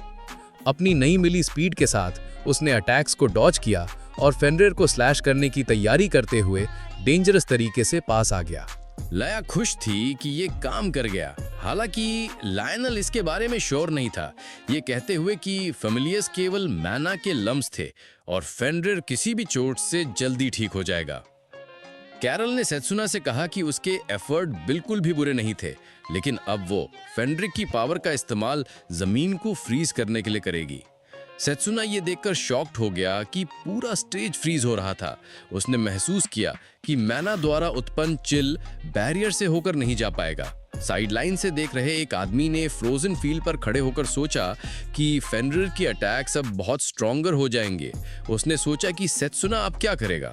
आग जैसी डिटर्मिनेशन के साथ अपनी आंखें चमकाते हुए सेत्सुना ने महसूस किया कि नॉर्मल अटैक्स बिल्कुल भी इफेक्टिव नहीं होंगे और वो जितनी देर तक बैटल को खींचता जाएगा उसका डिसएडवांटेज उतना ही ज्यादा होगा। उसने चार्ज बुलेट पर बैटिंग करते हुए लीप और डॉज करने के लिए जमीन पर पड़ी रूइंड ऑब्जेक्ट्स का इस्तेमाल करने का फैसला किया। उसने अपने मैना से एक सोर्ड बनाया और खुद को तैयार किया, क्योंकि फेनरिर का अटैक उस पत्थर से टकराया जिस पर वो खड़ा था। मैच देख रहे लड़के ने गेस किया कि सेत्सुना बिल्कुल भी अटैक नहीं कर रहा था, बल्कि सिर्फ डिफेंड कर रहा था। एक और लड़के ने स्पेकुलेट किया कि सेत्सुना समनिंग मैच के लिए कोई मैच नहीं था। तीनों बच्चे भी सेत्सुना के लिए चिंतित लग रहे थे। जैसे जैसे लायनल ने बैटल देखी, लायन ने उसे पुकार कर पूछा कि क्या हुआ। उसने जवाब दिया कि कुछ नहीं, लेकिन उसे लगता है कि चूंकि चार्ज्ड बुलेट को इनफ मैना कॉन्सेंट्रेट होने के बाद केवल एक बार इस्तेमाल किया जा सकता था, इसलिए ये एक बैटल में इस्तेमाल करने के लिए एक मुश्किल टेक्निक थी। लेकिन सेत्सुना के फाइन कंट्रोल के साथ वो इसे अपनी मुट्ठी में इकट्ठा करने पर कॉन्सेंट्रेट कर रहा था। हालांकि ये आसान नहीं था। इस बीच कैरल ने सोचा कि वो नहीं जानती थी कि सेत्सुना ने क्या छुपा रखा था, लेकिन वो बस पीछे खड़ी होकर देख सकती थी। उसने फेनरिर के साथ गरुड़ा नाम के एक बर्ड फेमिलियर को समन किया। डी ये देखकर शॉक्ड हो गया कि कैरल ने एक साथ 2 फेमिलियर्स को समन किया था। लिगानो ने रिमार्क किया कि ये इनक्रेडिबल टैलेंट था। दोनों फेमिलियर्स ने सेत्सुना पर एक साथ अटैक किया और लाया उसके लिए चिंतित लग रही थी, लेकिन सेत्सुना में दोनों हाथों से उन दोनों को फेंड ऑफ करने में कामयाबी हासिल की, जिससे वे पीछे हट गए। फिर उसने शांत होकर कैरल से कहा कि वो जानता था कि वो अपना ट्रम्प कार्ड खेलेगी। वो शॉक थी कि उसने उसके अटैक को ब्लॉक कर दिया था। कैरल सोच रही थी कि उसने ऐसा कैसे किया। अब काउंटर अटैक की तैयारी कर रहे सेत्सुना ने साइडलाइन से देख रहे एक स्ट्रेंज आदमी को नोटिस किया। उस आदमी ने अचानक अपनी उंगलियां चटकाईं और कैरल दर्द से करा उठी। एक डार्क ऑरा से घिरी सेत्सुना अलार्म होकर उसे देख रहा था, ये सोचते हुए कि क्या ये डेथ गॉड की मैजिक थी। सेत्सुना को यकीन था कि ये डेथ गॉड की मैजिक थी, लेकिन वो समझ नहीं पा रहा था कि ये कैसे पॉसिबल था। कैरल बड़बड़ा रही थी और फिर अचानक चीख पड़ी। एक डार्क पावर को अनलीश किया, जिससे कई डार्क मॉन्स्टर्स दिखाई दिए और सेत्सुना पर अटैक किया। ऑडियंस अस्टोनिश थी, ये सोच रही थी कि कैरल के पास कितने फेमिलियर्स थे। लायोनेल ने महसूस किया कि ये कैरल की मैजिक नहीं थी और मैच को रोकने के लिए चिल्लाया। मांग की कि बैरियर को डिसॉल्व किया जाए और पूछा कि फॉर्मेशन मेज क्या कर रहा था। डार्क मैजिक के लिए जिम्मेदार आदमी ने समझाया कि बैरियर को सिर्फ वही आदमी हटा सकता था जिसने उसे कास्ट किया था। सभी को फॉर्मेशन मेज को ढूंढना चाहिए था, लेकिन वो पहले ही विलन के चंगुल में था। जैसे जैसे मॉन्स्टर्स सेत्सुना पर अटैक करते रहे, उसने खुद से सोचा कि इन सब के लिए जिम्मेदार व्यक्ति कहीं पास ही होना चाहिए। सेत्सुना ने सोर्स का पता लगाने के लिए अपना मैनर डिटेक्शन एक्टिवेट किया। हालांकि उस आदमी ने सुझाव दिया कि सेत्सुना को बैटल पर ध्यान देना चाहिए। उसने गरुड़ा को सेत्सुना पर अटैक करने का ऑर्डर दिया, जिससे वो पोल से टकराया और उसे पीछे हटने के लिए मजबूर किया गया। लाया चिंता में थी क्योंकि सेत्सुना उठने के लिए स्ट्रगल कर रहा था। उस आदमी ने ग्लोट किया कि सेत्सुना भी क्राउड के बीच में उसे ढूंढ नहीं पाएगा और अपनी करंट स्टेट में सेत्सुना कुछ भी नहीं कर पाएगा। लायोनेल ने अर्जेंसी की एक बढ़ती हुई भावना महसूस की। सेत्सुना के पास एक और चार्ज्ड बुलेट तैयार करने के लिए पर्याप्त समय नहीं था और कैरल की फिजिकल स्टेट खराब हो रही थी। अगर उन्होंने जल्दी से एक्ट नहीं किया तो वो अपनी मैजिक पर कंट्रोल खो देगी, जिससे उसकी जान खतरे में पड़ जाएगी। उसने महसूस किया कि कोई उसे शैडोज से कंट्रोल कर रहा था। कैरल भागने की कोशिश कर रही थी और सेत्सुना से दूर रहने का आग्रह कर रही थी, क्योंकि डार्क मॉन्स्टर्स पास आ रहे थे। वो मॉन्स्टर्स से लड़ते हुए उसकी तरफ बढ़ते हुए उसके अटैक्स को डॉज करता रहा। जब उसका सामना एक हॉर्न्ड मॉन्स्टर से हुआ तो उसने उसके हॉर्न्स को पकड़ा और क्रीचर को दूसरों पर फेंक दिया। हेडमास्टर बैटल देख रहा था और लायनल सीढ़ियों पर दौड़ रहा था, ये सोचते हुए कि इस डर से सेत्सुना गंभीर खतरे में पड़ जाएगा। वो जानता था कि उसे फॉर्मेशन मेज को ढूंढना था जिसने बैरियर को कास्ट किया था, और उसे उम्मीद थी कि सेत्सुना थोड़ी देर और होल्ड कर पाएगा। एक लंबी नुकीली सिंगल हॉर्न वाला एक और बीस्ट सेत्सुना पर दौड़ा और उसकी टांग में घोंप दिया। लाया ने चोट देखकर चिंता से गैस्प किया और अन्य स्टूडेंट्स ने भी अपनी चिंता जताई, ये जानते हुए कि सेत्सुना खुद को बहुत ज़्यादा पुश कर रहा था। डार्क मैजिक के पीछे का आदमी ने डिक्लेयर किया कि ये खत्म हो गया था और मॉन्स्टर्स को सेत्सुना को खत्म करने का ऑर्डर दिया। वे उस पर दौड़े और फेनरिर ने सेत्सुना के हाथ को काट लिया, जिससे उसे असहनीय दर्द हुआ। सेत्सुना दर्द से चीख पड़ा, उसकी आवाज़ अरीना में गूंज उठी। फिर सेत्सुना को याद आया कि लायनल सभी स्टूडेंट्स को बता रहा था कि मेले मैजिक में सबसे इंपॉर्टेंट चीज़ क्या थी। ड्रेगो ने जवाब दिया था कि ये एनिमी को एक ही बार में ख़त्म करने की पावर थी। सेत्सुना ने समझाते हुए कहा कि ये डैमेज को कम करते हुए एनिमी के पास जाना था। फिर लायनल ने कहा था कि ये थी कि किसी भी अटैक को उन्हें फेज न करने दिया जाए, फाइनल ब्लो देने के लिए स्ट्रॉन्ग और फोकस्ड बने रहना। उसने उन्हें इंस्ट्रक्शन दिया कि वे अब डैमेज से खुद को बचाने के लिए ट्रेनिंग शुरू करेंगे। सेत्सुना वर्तमान में लौट आया, ये महसूस करते हुए कि डिफेंस सक्सेसफुल रहा था। बैटल देख रहे आदमी ने सोचा कि सेत्सुना का हाथ खत्म हो गया था और सोचा कि क्या उसने जानबूझकर ऐसा किया था ताकि वो अपना माना कंसंट्रेट कर सके। सेत्सुना जानता था कि फेमिलियर्स बेहद एक्साइटेड स्टेट में थे, इसलिए कमजोरी का कोई भी पल उन्हें उस पर झपट पड़ने और उसे प्रे के रूप में देखने के लिए मजबूर कर देगा। उसने चिल्लाकर कहा कि वो इसे एक ही पंच से खत्म कर देगा और फिर एक चार्ज्ड बुलेट अटैक अनलीश किया, जिससे सभी फेमिलियर्स एक साथ हार गए। बैटल के बाद कैरल गिरने की कगार पर थी और सेत्सुना उसकी तरफ दौड़ा, ये कंफर्म किया कि वो ठीक थी, फिर उसे धीरे से जमीन पर लिटा दिया। ऑडियंस को मुश्किल से यकीन हो रहा था कि उन्होंने अभी-अभी क्या देखा था और वे सोच रहे थे कि क्या कैरल सच में गिर गई थी। अंत में होस्ट ने अनाउंस किया कि सेत्सुना विजेता था, जो 100 साल में पहली बार था जब मेले मैजिक डिपार्टमेंट के हेड ने जीत का दावा किया था। स्टूडेंट्स चीयर करने लगे। उनमें से एक ने सेत्सुना द्वारा इस्तेमाल की गई लास्ट टेक्निक्स पर कमेंट किया, जो उन्होंने पहले कभी नहीं देखी थी। लीला और डी सेत्सुना की जीत से बहुत खुश थे। जिस लड़के को सेत्सुना ने बचाया था, जो उससे हार गया था, उसने कहा कि उसे इस आउटकम की उम्मीद थी और उसने सेत्सुना पर बेट लगाया था। उसके बगल वाले लड़के ने पूछा कि उसने कितना जीता। उस आदमी ने जवाब दिया कि उसने सोचा नहीं था कि सेत्सुना सच में जीतेगा, लेकिन वो बस पीछे खड़ा होकर देख नहीं सकता था। किसी भी चीज़ से पहले उसे फॉर्मेशन मेज से छुटकारा पाना था। फिर उस आदमी ने कुछ अनयूजुअल नोटिस किया और सोचा कि क्या कोई फॉर्मेशन मेज को प्रोटेक्ट कर रहा था। उसने फॉर्मेशन मेज की पीठ पर सिंबल को मार्क करने के लिए किसी तरह की मैजिक का इस्तेमाल किया। इस बीच लायनल एक अजीब मैजिकल प्रेजेंस को महसूस करते हुए उस इलाके की ओर बढ़ रहा था। जब वह पहुंचा तो उसने देखा कि फॉर्मेशन मेज लेटा हुआ था। लायनल सोच रहा था कि क्या उसने कुछ इंपॉर्टेंट मिस कर दिया था। आखिरकार बैरियर गायब होने लगी और हेडमास्टर अरीना में उतरे, ये कहते हुए कि इतने सारे फेमिलियर्स को समन करने के बाद ये कोई सरप्राइज की बात नहीं थी कि कैरोल गिर गई थी। सेत्सुना को यकीन हो गया था कि कोई सीक्रेट तरीके से उसे कंट्रोल कर रहा था। हेडमास्टर ने उसकी जांच की और ये पता लगाया कि ये मैजिकल आर्टिफैक्ट का काम था। उन्होंने सभी को भरोसा दिलाया कि उन्हें बाकी सब उन पर छोड़ देना चाहिए। जैसे ही हेडमास्टर कैरोल को ठीक करने लगे, वे सेत्सुना की ओर मुड़े और अपनी ताकत साबित करने के लिए उसकी तारीफ की। उन्होंने प्रॉमिस किया कि वे अपना वर्ड रखेंगे। सेत्सुना ने बदले में उनका धन्यवाद किया। फिर हेडमास्टर सेत्सुना को अगले दिन अपने ऑफिस में उनसे मिलने के लिए कहकर चले गए।